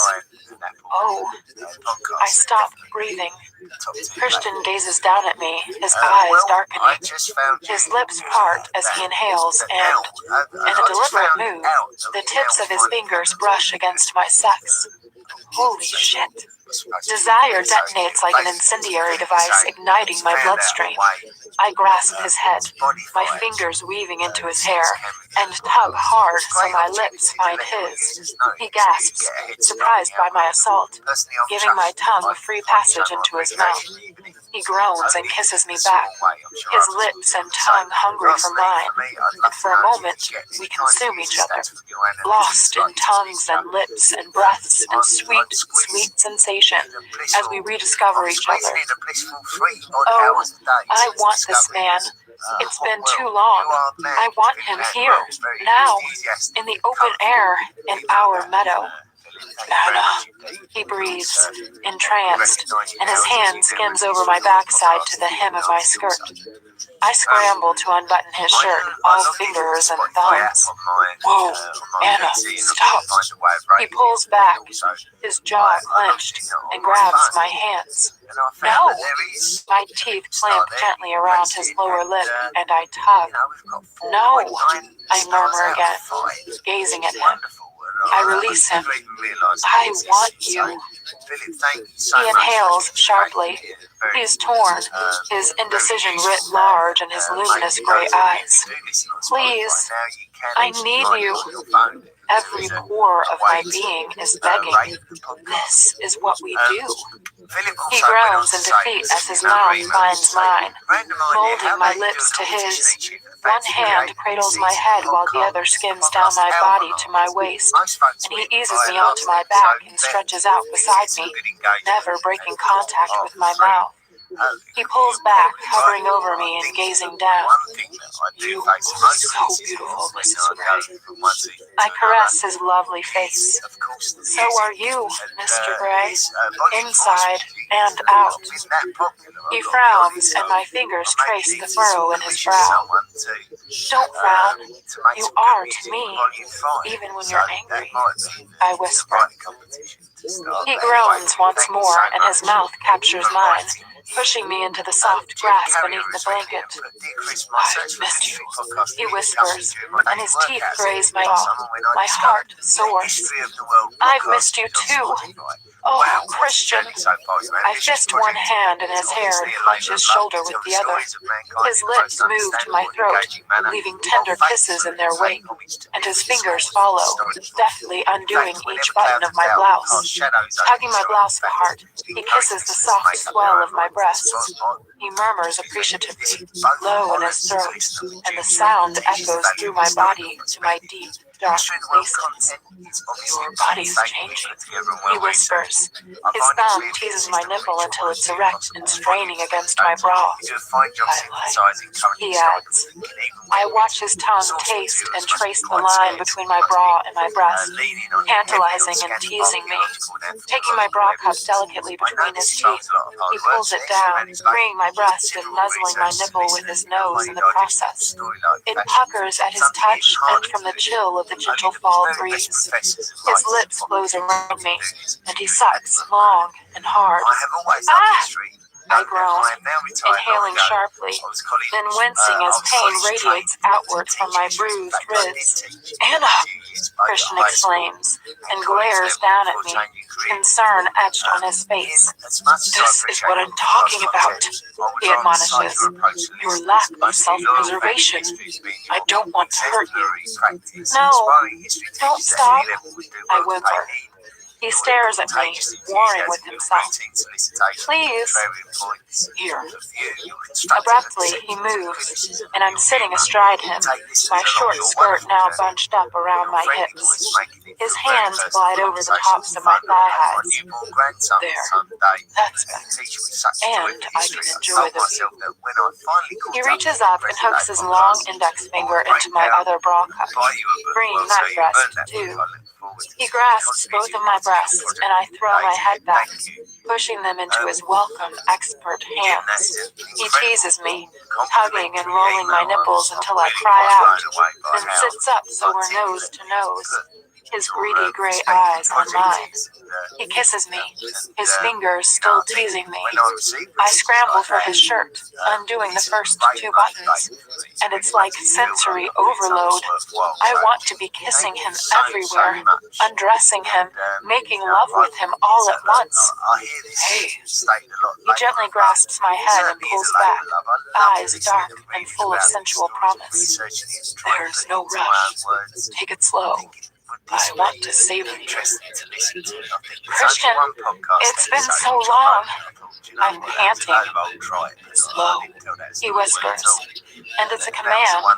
He kisses the right corner of my mouth. Slow. He kisses the left corner. Slow. He tugs my bottom lip with his teeth. Oh, my man can kiss. I caress his face, my fingers moving tentatively down to his chin and then to his throat, and I start again on the buttons of his shirt, taking my time as he continues to kiss me. Slowly, I pull his shirt apart, my fingers trailing lavels, feeling their way across his warm, silky skin. I push him gently back until he's lying beneath me. Sitting up, I gaze down at him, aware that I'm squirming against his growing erection. I trace my fingers across his lips to his jaw, then down his neck and over his Adam's apple, to that little dip at the base of his throat. My beautiful man. I lean down, and my kisses follow the tips of my fingers. My teeth graze his jaw and kiss his throat. He closes his eyes. He groans and tilts his head back, giving me easier access to the base of his throat. His mouth slack and open in silent veneration. Christian, lost and aroused, is just so exhilarating and so arousing to me. My tongue trails down his sternum, twirling through his chest hair. He tastes so good. He smells so good. Intoxicating. I kiss first one, then two of his small round scars, and he grasps my hips, so my fingers halt on his chest as I gaze down at him. His breathing is harsh. You want this? You. He breathes, his eyes hooded with a heady combination of love and lust. Yes, I murmur, and my lips and tongue graze across his chest to his nipple. I pull and roll it gently with my teeth. Oh, Anna, he whispers, and circling my waist, he lifts me, tugging at his button and fly so he springs free. He sits me down again, and I push against him, delighting in the feel of him hot and hard beneath me. He runs his hands up my thighs, pausing where my thigh highs stop and my flesh begins. His hands running small, teasing circles at the tops of my thighs, so that the tips of his thumbs touch me where I want to be touched. I gasp. I hope you're not attached to your underwear, he murmurs, his eyes wild and bright. His fingers trace the elastic along my belly and then slide inside, teasing me, before grabbing my panties tightly and pushing his thumbs through the delicate material. My panties disintegrate. His hands play out on my thighs and his thumbs brush against my sex once more. He flexes his hips so his erection rubs against me. I can feel how wet you are. His voice is tinged with carnal appreciation, and he suddenly sits up, his arm around my waist again, so we're nose to nose. He rubs his nose against mine. We're going to take this slow, Mrs. Gray. I want to feel all of you. He lifts me, and with exquisite, frustrating, slow ease, lowers me onto him. I feel each blessed inch of him fill me. I moan incoherently as I reach out to clasp his arms. I try to lift myself off him for some welcome friction, but he holds me in place. All of me, he whispers, and tilts his pelvis, pushing himself into me all the way. I throw my head back and let out a strangled cry of pure pleasure. Let me hear you, he murmurs. No, don't move. Just feel. I open my eyes, my mouth frozen in a silent and he's gazing at me, hooded, licentious gray eyes into dazed blue. He shifts, rolling his hips, but holds me in place. I groan. His lips are at my throat, kissing me. This is my favorite place. Buried in you. He murmurs against my skin.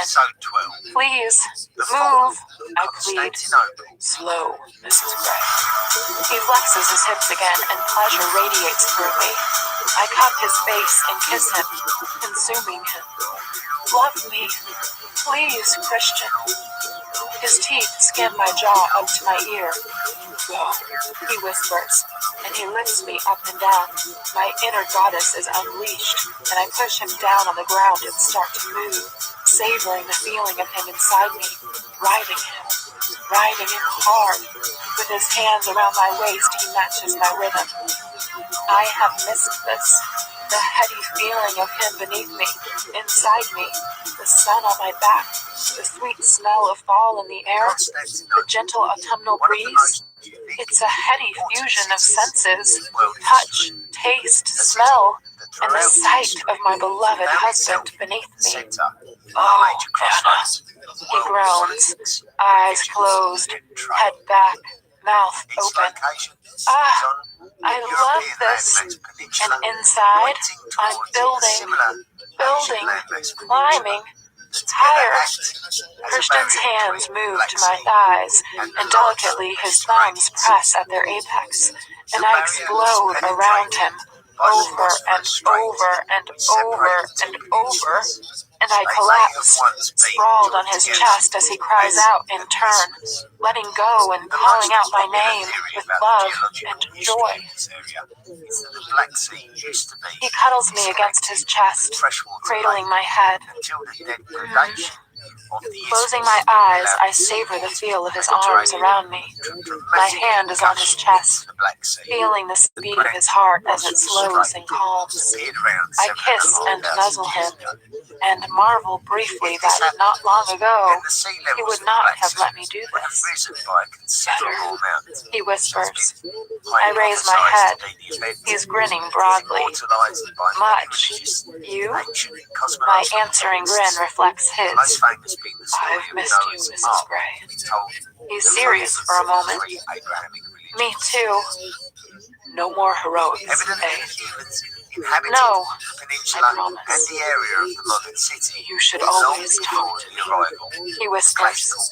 Back at you, Gray. He smirks. Their point well made. I'll try. He kisses my hair. I think we're going to be happy here, I whisper, closing my eyes again. Yeah. You, me, and Lip. How do you feel, incidentally? Fine, relaxed, happy, good. You? Yeah, all those things. He murmurs. I look up at him, trying to gauge his expression. What? He asks. You know, you're very bossy when we have sex. Are you complaining? No, I'm just wondering. You said you missed it. He stills, gazing at me. Sometimes. He whispers. Oh. Well, we'll have to see what we can do about that, I murmur, and kiss him lightly on his lips, curling around him like a vine.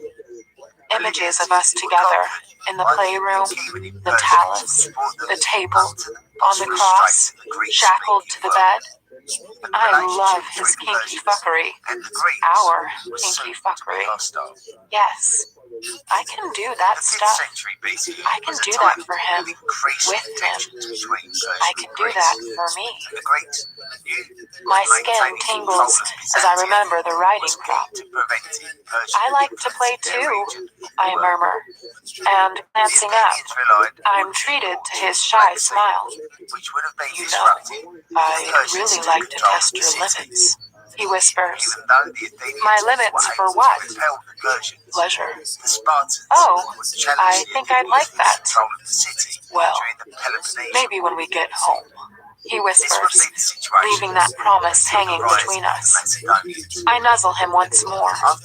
I love him so. It's been 2 days since our picnic. 2 days since the promise of, well, maybe when we get home, was made. Christian is still treating me like I made of glass. He still won't let me go to work, so I have been working from home. I put the stack of query letters I've been reading aside on my desk and sigh. Christian and I haven't been back in the playroom since I safe-worded, and he said he misses it. Well, so do I, especially now that he wants to explore my limits. I flush, thinking what that could possibly entail. My thoughts are interrupted by soft, lyrical music that fills the apartment.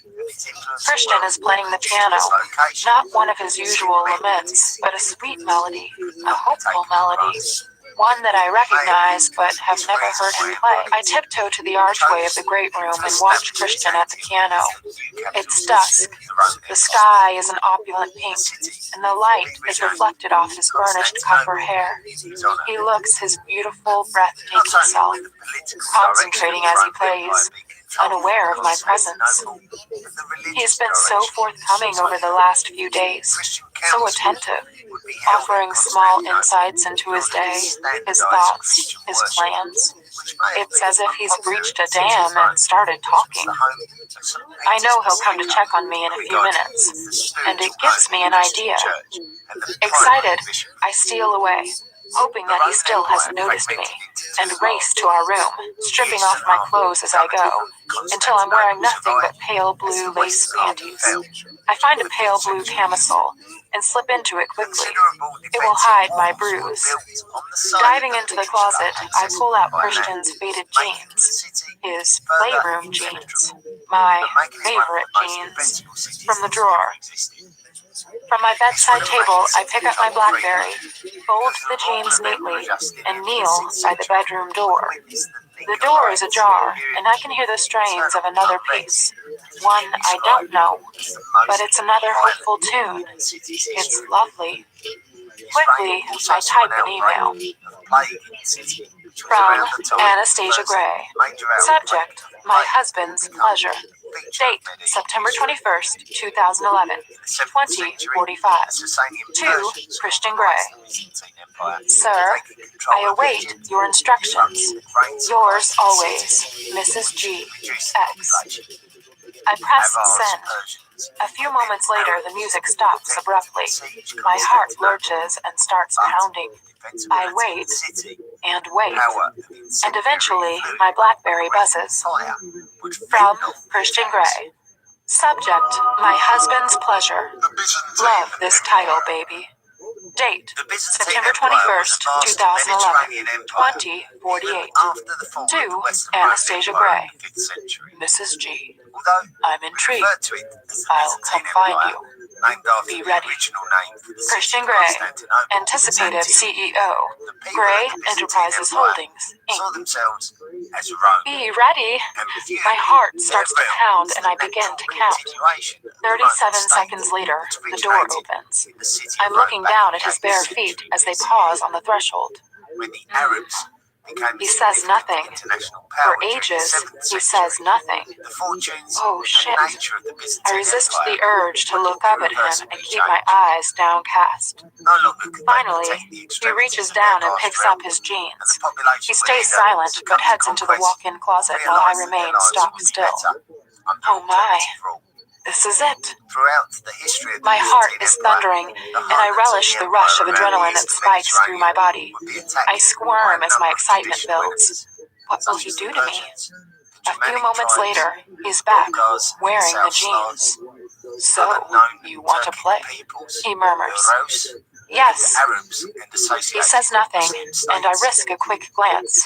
Up his jeans, his denim-clad thighs, the soft bulge at his fly, the open button at the waist, his happy trail, his navel, his chiseled abdomen, his chest hair, his gray eyes blazing, and his head cocked to one side. He's arching an eyebrow. Oh, shit. Yes, what? He whispers. Oh. Yes, sir. His eyes soften. Good girl, he murmurs, and he caresses my head. I think we'd better get you upstairs now. He adds. My insides liquefy, and my belly clenches in that delicious way. He takes my hand, and I follow him through the apartment and up the stairs. Outside the playroom door, he halts and bends and kisses me gently before grasping my hair hard. You know, you're topping from the bottom, he murmurs against my lips. What? I don't understand what he's talking about. Don't worry. I'll live with it, he whispers, amused, and he runs his nose along my jaw and gently bites my ear. Once inside, kneel, like I've shown you. Yes, sir.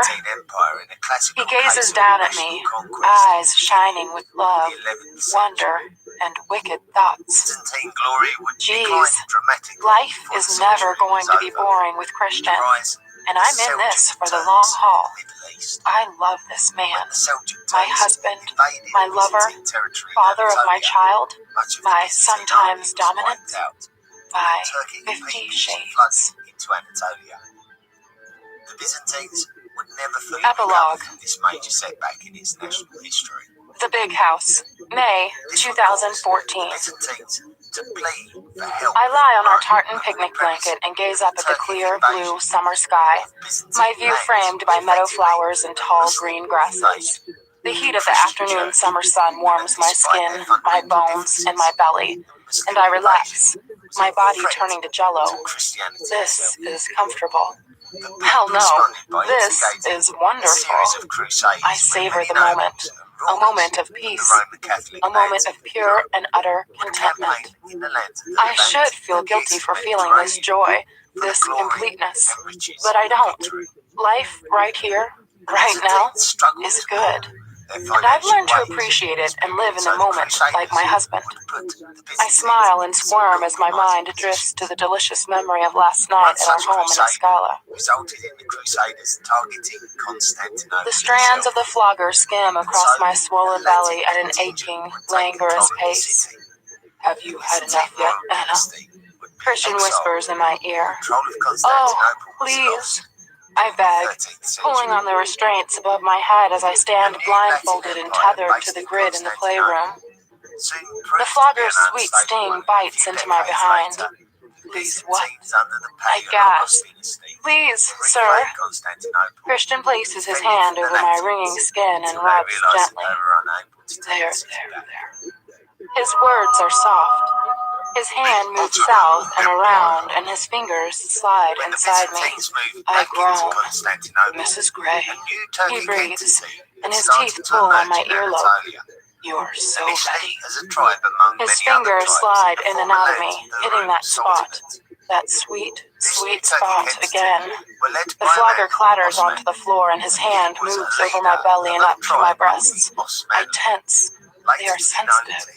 Hush, Christian says, cupping one, and he gently brushes his thumb over my nipple. Ah!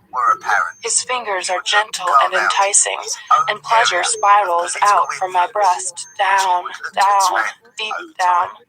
I tilt my head back, pushing my nipple into his palm, and moan once more. I like to hear you, Christian whispers. His erection is at my hip, the buttons of his fly pressing into my flesh as his fingers continue their relentless assault. In, out, keeping a rhythm. Shall I make you hum like this? He asks. No. His fingers stop moving inside me. Really, Mrs. Gray? Is it up to you? His fingers tighten around my nipples. No, sir. That's better. Ah, please, I beg. What do you want, Anastasia? You, always. He inhales sharply. All of you, I add, breathless. He eases his fingers out of me, pulls me around to face him, and removes the blindfold. I blink up into darkening gray eyes that burn into mine. His index fingers trace my bottom lip, and he pushes his index and middle fingers into my mouth, letting me taste the salty tang of my arousal. Suck, he whispers. I swirl my tongue around and between his fingers. Even I taste good on his fingers. His hands skim up my arms to the cuffs above my head, and he unclips them, freeing me. Turning me around so I'm facing the wall, he tugs on my braid, pulling me into his arms. He angles my head to one side and skims his lips up my throat to my ear while holding me flush against him. I want in your mouth. His voice is soft and seductive. My body, ripe and ready, clenches deep inside. The pleasure is sweet and sharp. I moan. Turning to face him, I pull his head down to mine and kiss him hard, my tongue invading his mouth, tasting and savoring him. He groans, places his hands on my behind and tugs me against him. But only my pregnant belly touches him. I bite his jaw and trail kisses down his throat and run my fingers down to his jeans. He tilts his head back, exposing more of his throat to me, and I run my tongue down to his chest and through his chest hair. I tug the waistband of his jeans, the buttons popping, and he grasps my shoulders as I sink to my knees in front of him. As I gaze up at him through my lashes, he stares down at me. His eyes are dark, his lips parted, and he inhales deeply when I free him and ensnare him with my mouth. I love doing this to Christian, watching him come apart, hearing his breath hitch, and the soft moans he makes deep in his throat. I close my eyes and suck hard, pressing down on him, relishing his taste and his breathless gasp. He grasps. Open your eyes and look at me, he orders, his voice low. Blazing eyes meet mine and he flexes his hips. That is it. I put my hands behind my back and gaze up at him innocently with my mouth full. Good girl, he says, smirking down at me, his voice hoarse. He eases back and, holding me gently but firmly, he pushes into me again. You have such nice teeth. Stop, he says, and he pulls out of me, leaving me wanting more. He grasps my shoulders and pulls me to my feet. Grabbing my braid, he kisses me hard, his persistent tongue greedy and giving at once. Suddenly, he releases me, and before I know it, he's lifted me into his arms and moved over to the four-poster. Gently, he lays me down so that my behind is just on the edge of the bed. Wrap your legs around my waist, he orders. I do, and pull him toward me. He leans down, hands on either side of my head, and still standing, very slowly, eases himself into me. Oh, that feels so good. I close my eyes and revel in his slow possession. Okay, he asks, his concern evident in his tone. Oh God, Christian, yes, yes, please. I tighten my legs around him and push against him. He groans. I clasp his arms and he flexes his hips, slowly at first, in, out. Christian, please, harder. I won't break. He groans and starts to move, really move, pounding into me again and again. Oh, it's heavenly. Yes, I gasp, tightening my hold on him as I start to build. He moans, grinding into me with renewed determination, and I'm close. Oh, please, don't stop. Come on, Anna. He groans through gritted teeth, and I explode around him, my orgasm going on and on and on. I call out his name and Christian stills, groaning loudly as he climaxes inside me. Anna, he cries.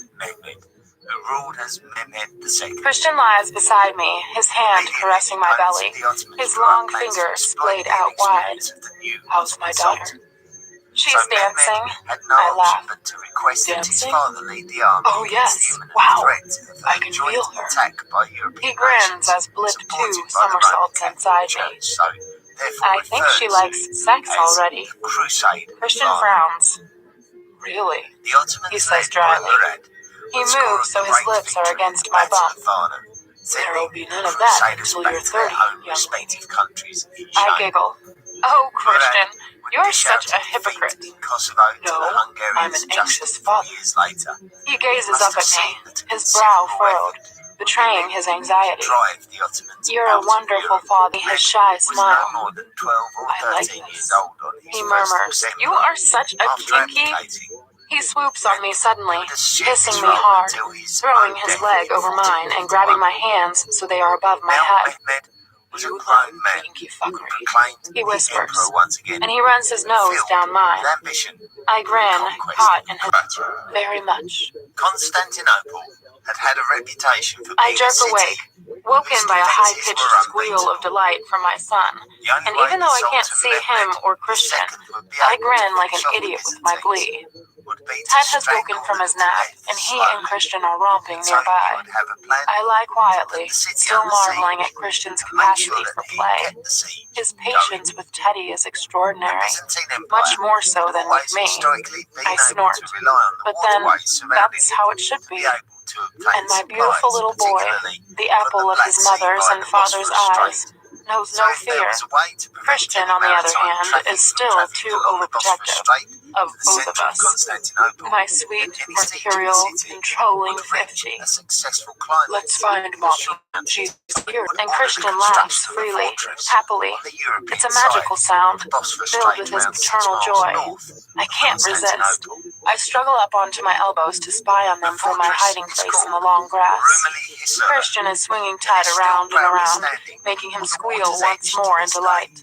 He stops, The purpose of launches the him fortress high into the was to air. prevent any I stop essential breathing. supplies from Then he reaching the catches him. Byzantine capital Ted city. shrieks with childish abandon, and I breathe a Has sigh of access to relief. wonderful views Oh, along the my Bosphorus little Strait man, in both my directions. darling little man, always on the The go. Byzantine Hey, Emperor Daddy! Constantine He XI squeals. had been Christian approached by a obliges, man and my who heart was maybe leaps of into my mouth Hungarian once more heritage as he called tosses Teddy Orban. into the air and then Orban catches him again, was a skilled clutching engineer him who had close. offered the construction of a Christian large kisses cannon Ted's to copper-colored hair Constantine to and assist blows a him kiss on in his the cheek, defense of his then city. tickles him mercilessly for a Cannons moment. were a relatively Teddy howls new with innovation laughter, with the advent of squirming and gunpowder pushing use against Christian's warfare, chest, which wanting out of his escalated as a arms. resource Grinning, during the Christian 14th sets him on the century. ground. Let's find The offer Mommy. of this large, She's hiding in powerful the cannon was grass. attractive to Constantine. Ted beams, He was keen to enjoying the make game. purchase. He looks around the meadow. He found out Grasping that Christian's Orban's hand, he asking points to price was somewhere too I'm high, not, and as it the makes me Byzantine giggle. coffers were I somewhat lie back empty. down quickly, This was a delighting in this disaster for game. the Byzantines, Ted, because I the heard Mommy. Ottomans certainly Did had you the hear her? wealth, Mommy! so it was they who struck I the giggle deal snort with at Ted's casualties imperious and tone. set All about too soon, strengthening I hear the their faith footsteps of the trampling through the Theodosian meadow, walls and before first Ted, trading then off Christian Constantinople's bursts through the harbour, long grass. I being cradle him defeated against in the me and previous kiss his decade by chubby the cheek out of my Ottomans and arms. Venetian traders who Hello, were Mommy. traditional rivals with Christian each other. smiles down at But me. on this occasion, Hello, Daddy. united, I grin, wishing to keep the and he trade picks options Ted up open, and sits down not beside under me the with our control son of in the his lap. Ottomans. Gentle with It Mommy, is suggested he that the admonishes Byzantine Ted. army I numbered around smirk. 7,000. The irony is not 2,000 lost of on which me. were of foreign origin, From his pocket, such as the Christian Genoese produces his nations BlackBerry mentioned and gives before. it to Ted. This will These probably win us 5 7,000 minutes of peace, were responsible maximum. for protecting a population Teddy studies of around it, his little 50,000 brow furrowed. individuals. He looks so serious, In contrast, the blue Ottoman eyes forces concentrating alone hard, just totaled like his daddy around, does when if he not reads more his than emails. 50,000. Christian nuzzles Ted's hair, Mehmed and my set heart up swells camp to look at outside them the both. Theodosian walls. 2 peas in a pod, Point those my dozens son of sitting cannons quietly, he'd already for a had few moments at least, towards those in my husband's lap. walls. My 2 favorite men in the whole world. The siege of Of course, Ted is the most beautiful and talented child on the planet, but then I am his mother, so I would think that. And Christian is, well, Christian is just himself. In white t-shirt and jeans, he looks as hot as usual. What did I do to win such a prize? Mehmed would You look consider well, Mrs. Gray. penetration of these walls As do key you, to Mr. Gray. ultimate victory. Isn't With so Mommy many pretty? failed historical Christian attempts to whispers invade in Ted's ear. Constantinople, Ted swats him away, more interested in Daddy's plan BlackBerry. was to destroy I giggle. the weakest You parts can't of get the around Theodosian him. war Believe he'll be engine to 2 tomorrow. compromise the His foundations tone is whispered. Reaching across, he spreads his hand over my bump. The Byzantine Let's defenders have would lots of desperately children, attempt to he repair the says. damaged walls before they One could be more, at overwhelmed least. with I had some popsicles from Gail, Sophie says. Can I give one to Ted? Sure, I say. Oh dear, this is going to be messy. Ah! Ted holds out his hands and Sophie passes one to him. It's dripping already. Here, let Mommy see. I sit up, take the popsicle from Ted, and quickly slip it into my mouth, licking off the excess juice. Cranberry, cool and delicious. Mine! Ted protests, his voice ringing with indignation. Here you go. I hand him back a slightly less runny popsicle, and it goes straight into his mouth. He grins. Can Ted and I go for a walk? Sophie asks. Sure. Don't go too far. No, Mr. Gray. Sophie's hazel eyes are wide and serious. I think she's a little frightened of Christian. She holds her hand out, and Teddy takes it willingly. They trudge away together through the long grass. After a week or two, Christian watches them. been able to successfully They'll be fine, Christian. What harm could come to them here? He frowns at me momentarily, and I crawl over into his lap. Besides, Ted is completely smitten with Sophie. Christian snorts and nuzzles my hair. She's a delightful child. She is. So pretty, too. A blonde angel. Christian stills and places his hands on my belly. Girls, eh? There's a hint of trepidation in his voice. I curl my hand behind his head. You don't have to worry about your daughter for at least another 3 months. I have her covered here, okay? He kisses me behind my ear and scrapes his teeth around the edge of the lobe. Whatever you say, Mrs. Gray. Then he bites me. I yelp. I enjoyed last night. He says, we should do that more often. Me too. And we could if you stopped working. I roll my eyes and he tightens his arms around me and grins into my neck. Are you rolling your eyes at me, Mrs. Gray? His threat is implicit but sensual, making me squirm. But as we're in the middle of the meadow with the kids nearby, and you're making more times, Christian adds, his voice so I can see his face. He gazes down at me, eyes bright. I like that too, I murmur, and he kisses me, his hands still spread across my bum. But Ella is such a lovely name. I am not naming my daughter after my mother. No. End of discussion or tainted by my past. Okay, I'm sorry. I don't want to anger him. That's better. Stop trying to fix it. He mutters. You got me to admit I loved her. You dragged me to her grave. Enough. Oh no. I twist in his lap to straddle him and grasp his head in my hands. I'm sorry. Really. Don't be angry with me, please. I kiss him, then kiss the corner of his mouth. After a beat, he points to the other corner, and I smile and kiss it. He points to his nose. I kiss that. He grins and places his hands on my backside. Oh, Mrs. Gray, what am I going to do with you? I'm sure you'll think of something, I murmur. He grins, and, twisting suddenly, he pushes me down onto the blanket. How about I do it now? He whispers with a salacious smile. Christian! I gasp. Suddenly, there's a high-pitched cry from Ted. Christian leaps to his feet with a panther's easy grace and races toward the source of the sound. I follow at a more leisurely pace. Secretly, I'm not as concerned as Christian. It was not a cry that would make me take the stairs 2 at a time to find out what's wrong. Christian swings Teddy up into his arms. Our little boy is crying inconsolably and pointing to the ground, where the remains of his popsicle lie in a soggy mess, melting into the grass. He dropped it. Oh, he smells so good. He smells of my baby boy. Stop! He sniffs. I take his hand and kiss his sticky fingers. during I can such taste your an event. popsicle here on your fingers. Constantine's Ted stops choices crying will and surrender examines his hand. in face Put of your forced fingers in your mouth. conversion to Islam. He does. To Pop! try to avoid Yes, slaughter and conquest popsicle. until more resources He grants siege, he has an excuse. or to He's promise only his 2. forces Shall we go see Mrs. Taylor? unobstructed access He to nods, riches smiling his Constantinople beautiful baby through smile. unpoliced Will you let knowledge. Daddy carry you? He shakes his head and wraps his arms around my neck, hugging me tightly, his face pressed against my throat. I think Daddy wants to taste popsicle too, I whisper in Ted's little ear. Ted frowns at me, then looks at his hand and holds it out to Christian. Christian smiles and puts Ted's fingers in his mouth. Must have been Tasty. terrifying. Ted giggles and reaches up, Naval servants wanting Christian to hold him. conducted similar and simultaneous Christian attacks. grins at me and takes Ted in his arms, settling him on his hip. The Byzantine Sophie, commander where's Gail? conducting affairs from She the was in the walls big house. was a man called I Giovanni glance at Christian. Giustiniani, His smile man has of turned Genoese bittersweet, origin. and I wonder what he's thinking. During this final You were search, so good with him, Giustiniani he was murmurs. lethally wounded. This little one? and it became I clear ruffled that he Ted's would need hair. to be removed It's only because I from have the action. measure of you gray men. Constantine I smirk at realised my that the husband. morale of his He Genoese laughs. allies Yes, may be ruined you do, with Mrs. the loss Gray. of their great commander. Teddy squirms out of Christian's hold.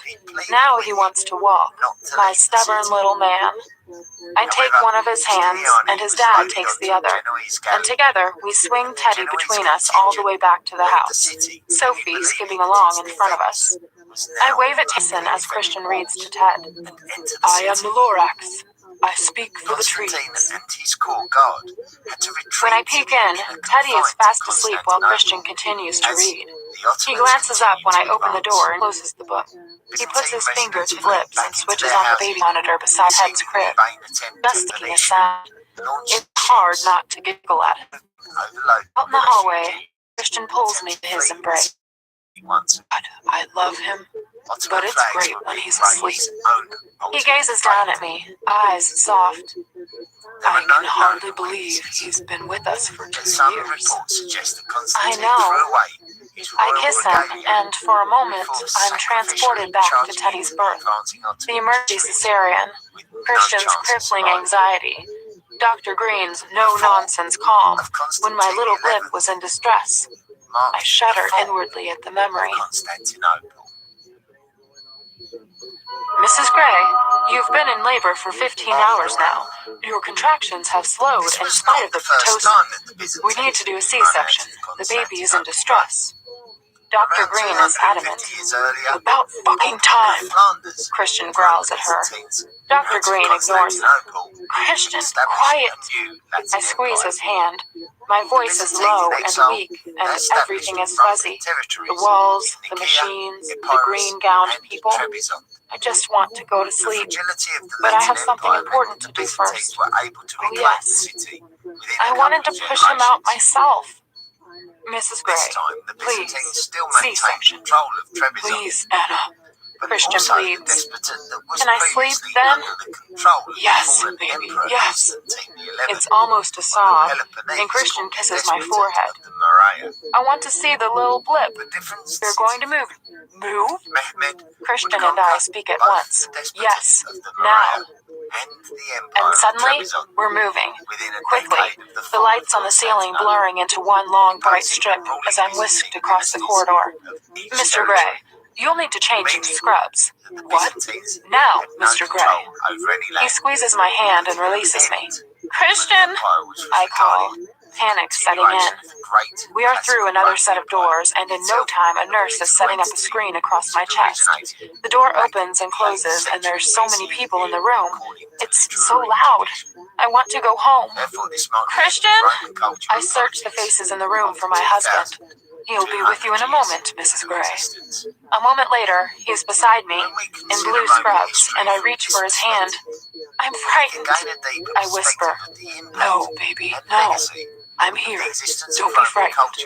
Not my strong Anna. He kisses my forehead, and I can tell by the tone of his voice that something's wrong. What is it? What? What's wrong? Nothing's wrong. Everything's fine. Baby, you're just exhausted. His eyes burn with fear. Mrs. Gray, the anesthesiologist is here. He's going to adjust your epidural, and then we can proceed. She's having another contraction. Everything tightens like a steel band around my belly. Shit! I crush Christian's hand as I ride it out. This is what's tiring. Enduring this pain. I am so tired. I can feel the numbing liquid spread down. I concentrate on Christian's face, on the furrow between his brows. He's tense. He's worried. Why is he worried? Can you feel this, Mrs. Gray? Dr. Green's disembodied voice. No. Good. Dr. Miller, let's go. You're doing well, Anna. Christian is pale. There is sweat on his brow. He's scared. Be scared, Christian? Don't be scared. I love you, I whisper. Oh, Anna. He sobs. I love you too. So much. I feel a strange pulling deep inside, like nothing I've felt before. Christian looks over the screen and blanches, but stares, fascinated. What's happening?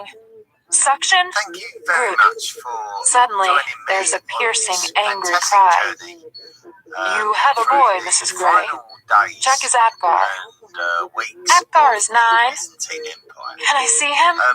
We I gasp. call this episode the Fall Christian of disappears from Constantinople, view for a second and reappears a I might moment say later, rather controversially, holding my I've got son, a bit of a problem swathed with in that as blue. well. I don't His see face this is pink and necessarily as covered in white the Fall of mush and blood. Constantinople. My baby. My blip. More like the Theodore rebirth Raymond of the city, Gray. to be honest. The Byzantine When I glance at Empire Christian, was he has tears in his eyes. a crippled empire. To Here's your say the son, very least, Mrs. in its Gray. final years, He it was whispers, just, his voice strained amounted and to hoarse. nothing on the international Our scene son, whatsoever. I breathe. Really just was He's a beautiful. city-state by the end of its He is. existence. Christian's So, beneath a shock of dark very hair. little assistance from Most beautiful sight I have Byzantine ever seen. Constantinople. So beautiful. When that glorious city of wealth and trade and What is it?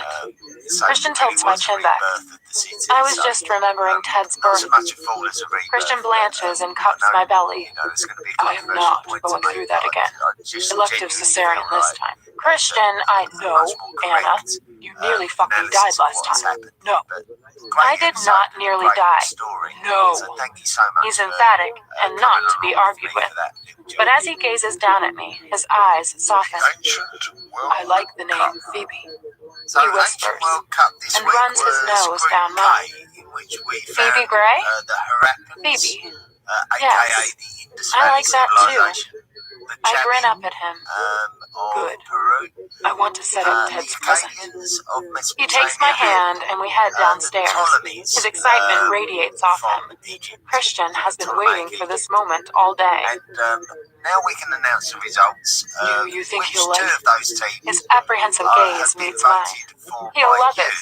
For to about advance 2 into minutes. the next Christian, round. he's only And, 2. so, Christian has the finished winners setting of up the group, wooden train set he bought Teddy for his runaway birthday. winners in the He's end, had Barney at the office 51% convert 2 of the little vote engines to were run the on solar power, Akkadians. like the helicopter I gave Christian a In few years second ago. place, Christian seems marginally, anxious for very, the sun very to close, rise. very close I suspect indeed, that's because he wants to play with the train with set himself. 22% The layout covers most of the stone floor of our outdoor room. Finish in second. Tomorrow, we will have a family party for Ted. Ptolemaic Egypt. Ray and Jose will be coming, Which and means, all the Grays, unfortunately, with including 20% Ted's new cousin, Ava, Lost the Kate and Harappans. Elliot's 2-month-old daughter. And, I look forward to Jimmy, catching up with Kate and seeing how Mother... Christian sadly, pulls me we've into his lost, arms. those It's two. quite So, a view. commiserations to It all those is, Indus Valley Christian civilization answers. fans. I know And when I it's turn to really look well. at him, he's gazing at me. Next He plants a week, soft kiss on my there's lips. going to be no It's a World Cup. beautiful view. And He murmurs. I'll let you My know why favorite. later. It's home. Listener messages. He grins and kisses me again. I love you, Okay, Mrs. I've Gray. got some listener messages. I love this you week. too, Christian. A little bit Always. critical as well, which is a great thing. I'm beginning to see as the podcast Shades gets of through Christian. volumes and as the maybe the expectations 50s of the first podcast Christmas. and of the volumes. My changes. sweater And, is scratchy some and people smells have of new. enjoyed volumes 1 and Everything 2 is and new. not enjoying I volumes have a 3 new and 4 mommy. as much. So, She is a doctor. She has a stethoscope that I can stick in my ears and hear my heart. She is kind and smiles. She smiles all the time. Her teeth are small and white. Do you want to help me decorate the tree, Christian? There is a big tree in the room with the big couches. A big tree. I have seen these before, but in stores, not inside where the couches are. My new house has lots of couches. Not one couch. Not one brown sticky couch. Here, look. My new mommy shows me a box, and it's full of balls. Lots of pretty shiny balls. These are ornaments for the tree. Ornament. There is one thing that I love especially about the first episodes of My head says the word. Ornament. And these, she stops and pulls out a string with little flowers on them. These are the lights. Lights first, and then we can trim the tree. She reaches down and puts her fingers in my hair. I go very still, but I like her fingers in my hair. I like to be near new mommy. She smells good, clean, and she only touches my hair. Mom! He's calling at all. I have no words. I have words in my head. Elliot, darling, we're in the sitting room. He runs in. He has been to school. He has a picture. A picture he has drawn for my new mommy. She is Elliot's mom has a big smile, and Christian has a sad face. Daddy is here too. He walks toward mommy. I hold my blankie tight. He kisses new mommy, and new mommy isn't frightened. She smiles. She kisses him back. I squeeze my blankie. Hello, Christian. Daddy has a deep, soft voice. I like his voice. He is never loud. He does not shout. He does not shout like. He reads books to me when I go to bed. He reads about a cat and a hat and green eggs and ham. I have never seen green eggs. Daddy bends down, so he is small. What did you do today? I show him the tree. You bought a tree? A Christmas tree? I say yes with my head. It's a beautiful tree. You and Mommy chose very well. It's an important job choosing the right tree. He pats my hair too, and I go very still and hold my blankie tightly. Daddy doesn't hurt me. Daddy, look at my picture. Lelliot is mad when Daddy talks to me. Lelliot is mad at me. I smack Lelliot when he is mad at me. New mommy is mad at me if I do. Lelliot does not smack me. Lelliot is scared of me. The lights on the tree, the hook goes through the little eye, and then you can hang it on the tree once more, and it tinkles happily. Really smile, darling boy. Mommy blinks and wipes her hand on her eyes. She strokes my hair. I love to see your smile. Her hand moves to my shoulder. No, I step back and squeeze my blankie. Mommy looks sad and then happy. She strokes my hair. Shall we put the bell on the tree? My head says yes. Christian, you must tell me when you're hungry. You can do that. You can take Mommy's hand and lead Mommy to the kitchen and point. She points her long finger at me. Finished all dinner. Macaroni and cheese. It tastes good. I don't want you to be hungry, darling. Okay? Now, would you like some ice cream? My head says yes. Smiles at me. Like her smiles. They are better than macaroni and cheese. The tree is pretty. I stand and look at it and hug my blankie. The lights twinkle and are all different colors. And the ornaments are all different colors. I like the blue ones. And on the top of the tree is a big star. Daddy helped. I like the white sound. The black sound is wrong. But I like the black sound too. I go white to black. White to black. Black to white. White, white, white, white. Black, black, black, black. I like the sound. I like the sound a lot. Do you want me to play for you, Christian? My new mommy sits down. She touches the white and the black, and the songs come. So, She presses the pedals for me, underneath. when I'm talking about Sometimes it's creation loud, theory, and sometimes it's that quiet. kind of The creation song is happy. is no less Lelliot important likes Mommy to than sing too. maybe the creation Mommy sings about an story ugly duckling. in the Bible. Mommy So, makes a funny quacking although noise. I understand Lelliot makes the funny quacking noise, and he makes his arms like wings and flaps them up and down like a bird. talk about Lelliot is the funny. biblical, Mommy laughs. story Lelliot of laughs. creationism. I laugh. In You the like grand this song, scheme Christian? of talking And about Mommy has her evolution sad, of happy face. humankind, the Hebrew I have a description stocking. of It is red, creation and it has a picture of a man with a red hat and a big white beard. He it's is one Santa. literal resource Santa of brings the creation presents. theory, and that could I have upset seen pictures of Santa, but but Santa never brought the me History of the presents World before. podcast is I was very bad. definitive overview Santa doesn't bring of presents to boys history. who We new have to Mommy talk doesn't about know. it in respect I to must other never people's tell new points of Mommy, view, other but I am bad. religious books, I don't want new Mommy to know that. creation theory. We're saying that the Hebrew Daddy hangs the one is the one stocking that has endured, over the certainly in fireplace. Western society. Lelliot Yes. has a Certainly stocking not too. in Eastern or Oriental Lelliot can read the word on his stocking. It says Lelliot.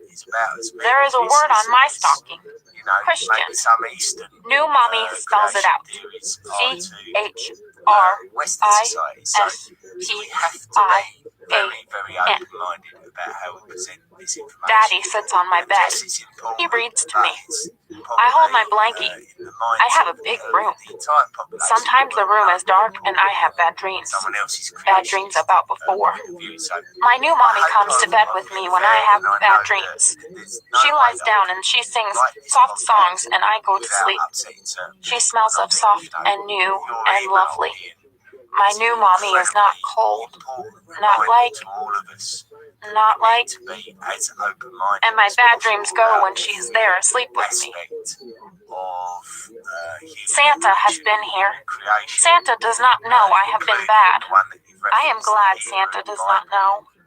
I have a Creation train is and a very helicopter much and a one of the plane boy and a helicopter and a car creation and a theories helicopter. that's My come helicopter about. can So fly. thank you so My much, helicopter is blue. It's a pleasure really It flies to talk around the about, Christmas tree. those It more, flies over the piano we say, and lands in the controversial middle of the emails white. rather than It flies ones over that Mommy just and flies over Daddy and flies over Lelliot as he plays with the Legos.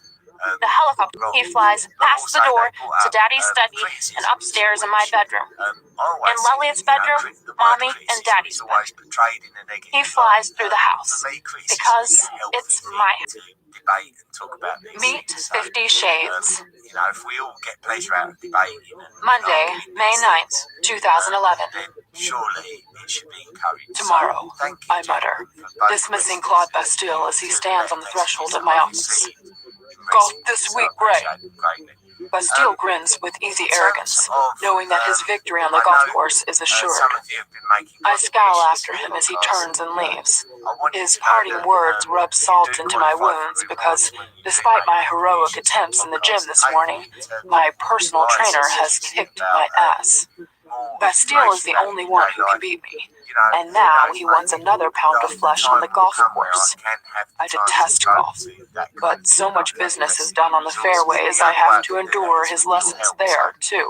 for all of you And that though do I want hate to help admit me it, to Bastille increase does the go some way quality to of the improving History my of the World game. podcast, all you simply need to do is As I go to stare out at the Seattle skyline, historyoftheworldpodcast.com the website familiar ennui and sign up sweeps into my through consciousness. the Patreon My link to mood make a is as monthly flat and contribution gray towards the as the show. weather. My days When are you do blending that, together with you're no distinction, automatically, and I need some allowed to kind of become a diversion. member of the History I've of worked the all World weekend, podcast and now, in the Data. continued confines of my Also office, send you I'm gifts restless. and rewards I shouldn't feel when this you way, do that. And, not after several bouts with I had Bastille, some new members but I do. this week. Proud. Hovering truth is that the only thing to capture my interest recently is vacuous idiots. The phone buzzes. Yes, I snap at Andrea as if she's to blame. At least I can keep this interview short. Miss, it's Miss Anastasia Steele who's here, sir. I scowl. I hate the unexpected. Show her in, I mutter, aware that I sound like a sulky teen, but not giving a fuck. Well, Miss Kavanaugh is unavailable. I know her father, the owner of Kavanaugh Media. We've done business together, and he seems like a shrewd operator and a rational human being. This interview is a favor to him, one that I mean to cash in later when it suits me. And I have to admit, I was vaguely curious about his daughter, interested to see if the apple had fallen far from the tree. A commotion at the door brings me to my feet as a whirl of long, chestnut hair, pale limbs, and brown boots dives headfirst into my office. I roll my eyes and repress my natural annoyance at such clumsiness as I hurry over to the girl who has landed on her hands and knees on the floor. Clasping her slim shoulders, I help her to her feet. Clear, bright blue, embarrassed eyes meet mine and halt me in my tracks. They are the most extraordinary color, guileless powder blue, and for one awful moment, I think she can see right through me. I feel exposed. The thought is unnerving. She has a small, sweet face that is blushing now, an innocent pale rose. I wonder briefly if all her skin is like that, flawless, and what it would look like pink and warmed from the bite of a cane. I stop my wayward thoughts, alarmed at their direction. She's attractive. I extend my hand and she stutters the beginning of a mortified apology and places her small hand in mine. Her skin is cool and soft, but her handshake surprisingly firm. Miss Kavanaugh's indisposed, so she sent me. I hope you don't mind, Mr. Gray. Her voice is quiet with a hesitant musicality, and she blinks erratically, long lashes fluttering over those big blue eyes. Unable to keep the amusement from my voice as I recall her less than elegant entrance into my office, I ask who she is. Anastasia Steele. I'm studying English literature with Kate. Catherine. Miss Kavanaugh at Washington State. A nervous, bashful, bookish type, eh? She looks it, hideously dressed, hiding her slight frame beneath a shapeless sweater and an A-line brown skirt. Christ, does she have no dress sense at all? She looks nervously around my office, everywhere but at me. I note with amused irony. How can this young woman be a journalist? She doesn't have an assertive bone in her body. She's all charmingly flustered, mild, submissive. I shake my head, bemused at where my inappropriate thoughts are going. Muttering some platitude, I ask her to sit, then notice her discerning gaze appraising my office paintings. Before I can stop myself, I find I'm explaining them. A local artist, Trouton. They're lovely. Raising the observation. Miss Steele is bright.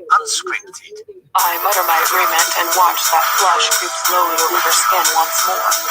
As I sit down opposite her, I try to bridle my thoughts. She fishes a crumpled sheet of paper and a digital recorder out of her overly large bag. Digital recorder.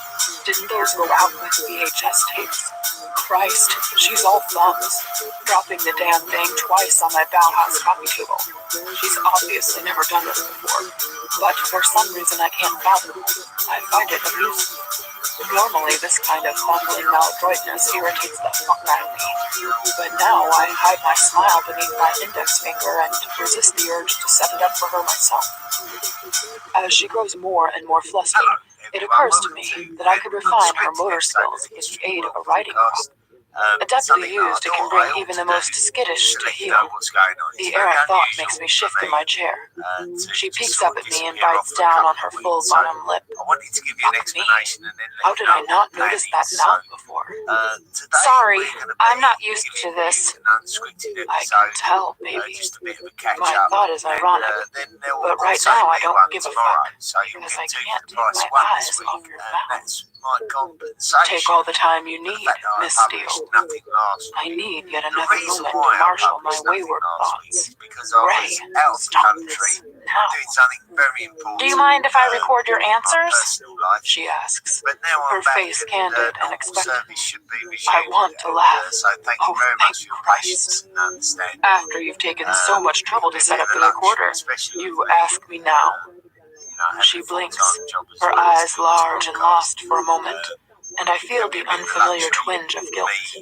provided being a such a podcast shit, each and Gray. every week, so No, I don't mind. sometimes personal I life mutter, gets in the way of not that. wanting to be responsible Don't for really that enjoy look, to it, appear in the do you? graduation But as for issue of the this student week, newspaper, we're going to get two as I shall be episodes, conferring the degrees at and this then year's next week graduation we're going to be ceremony. looking at the physics Why the fuck I've agreed to do followed that, by I don't others know. Germanic.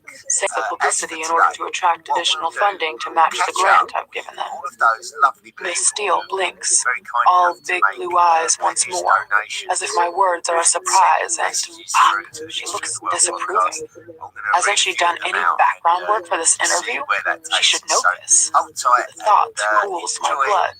this It's week's unscripted displeasing, episode. not what I expect from her or Firstly, I'd anyone I like give to my thank time to. those people Good. I have some signed up to questions, become Mr. Gray. patrons. She tucks a lock of hair behind her ear, distracting me from my annoyance. They take a very I special thought you place in might. what we call the I history mutter of dryly. the world Let's podcast. make her squirm. Illuminati. Obligingly, This she week, I'd squirms, like to then pulls welcome herself together, sitting up straight and squaring her small shoulders. Leaning forward, she presses the start button on the recorder and frowns as she glances down at her crumpled notes. You're very young to have amassed such an empire. To what do you owe your success? Oh, Christ. Surely she can do better than this. What a fucking dull question. Not one iota of originality. It's disappointing. I trot out my usual response about having fucking genius at what I do. For me, it's like falling off a log, buying ailing, mismanaged companies and fixing them, or, if they are really, and invariably it comes down to the people in charge. To succeed in business, you need good people, and I can judge a person better than most. Maybe you're just lucky, she says quietly. Lucky? A frisson of annoyance runs through me. Lucky? No fucking luck involved here, Miss Steele. She looks unassuming and quiet. But this question, no one has ever asked me if I was lucky. Hard work, bringing people with me, keeping a close watch on them, second-guessing them if I need to, and if they aren't up to the task, ruthlessly ditching them. That's what I do, and I do it well. It's nothing to do with luck. Fuck that. Flaunting my erudition, I quote the words of my favorite American industrialist to her. You sound like a control freak, she says, and she's perfectly serious. What the fuck? Maybe those guileless eyes can see through me. Control is my thing, and I'd like to exercise it over now. Her eyes widen. That she asks in a soft, soothing voice, but she arches her delicate brow, revealing the censure in her eyes. My annoyance grows. Is she deliberately trying to goad me? Is it her questions, her attitude, or the fact that I find her pissing me off? By more than 40,000 people, Mrs. Steele. That gives me a certain sense of responsibility. Sell up. 20,000 people would struggle to make their mortgage payments after a month or so. Her mouth pops open at my response. That's more like it. Suck it up, Miss Steele. I feel my equilibrium returning. Don't you have a board to answer to? I own my own company. I don't answer to a board. I respond sharply. She should know this. I raise a questioning brow. And do you have any interests outside of your work? She continues hastily, correctly gauging my reaction. She knows I'm pissed, and for some inexplicable reason this pleases me enormously. I have varied interests, Miss Steele. Variations in my playroom flash through my mind. Shackled on the cross, spread eagled on the four-poster, splayed over the whipping. Where is this coming from? Behold, so hard. What do you not send back again? What's not to like? Me? Oh, no, baby. My heart was savaged beyond recognition a long time ago. Possibly, though there are people who'd say I don't have a heart. Why would they say that? because they the know entire me show. well. I do listen to every show, but by the I way, give her a wry moved smile. quite far In ahead. I'm fact, sorry about that. no one knows me that well, except maybe Eleanor. I have to keep going back and I starting wonder over. what she would Eventually, make of I'll little hear Miss Steele eventually here. you actually The float girl is a out mass to of start. contradictions. The lack of Shy, talent or hard work, uneasy, no. obviously Sounds bright, lazy. and arousing as hell. You've done a really good Yes, job of researching okay, everything I and admit it. organising everything. She's an It's alluring made little things very piece. clear. I have nothing She value to recites the offer or next any question by suggestions rote. maybe about it. Just Would your words of friends say you're encouragement. easy to get to This know? is very nice. I am from I'm a very Iowa, private in the person, United Miss Steele. States, but I go a long way to have protect my emigrated permanently privacy. to Japan. I don't often This give is interviews. Japan. I don't often This need is my privacy. exemplified by the Fab Four. Why did you agree We're to a do joint this to one? Americans. The royal family has Because no I'm a posh benefactor of the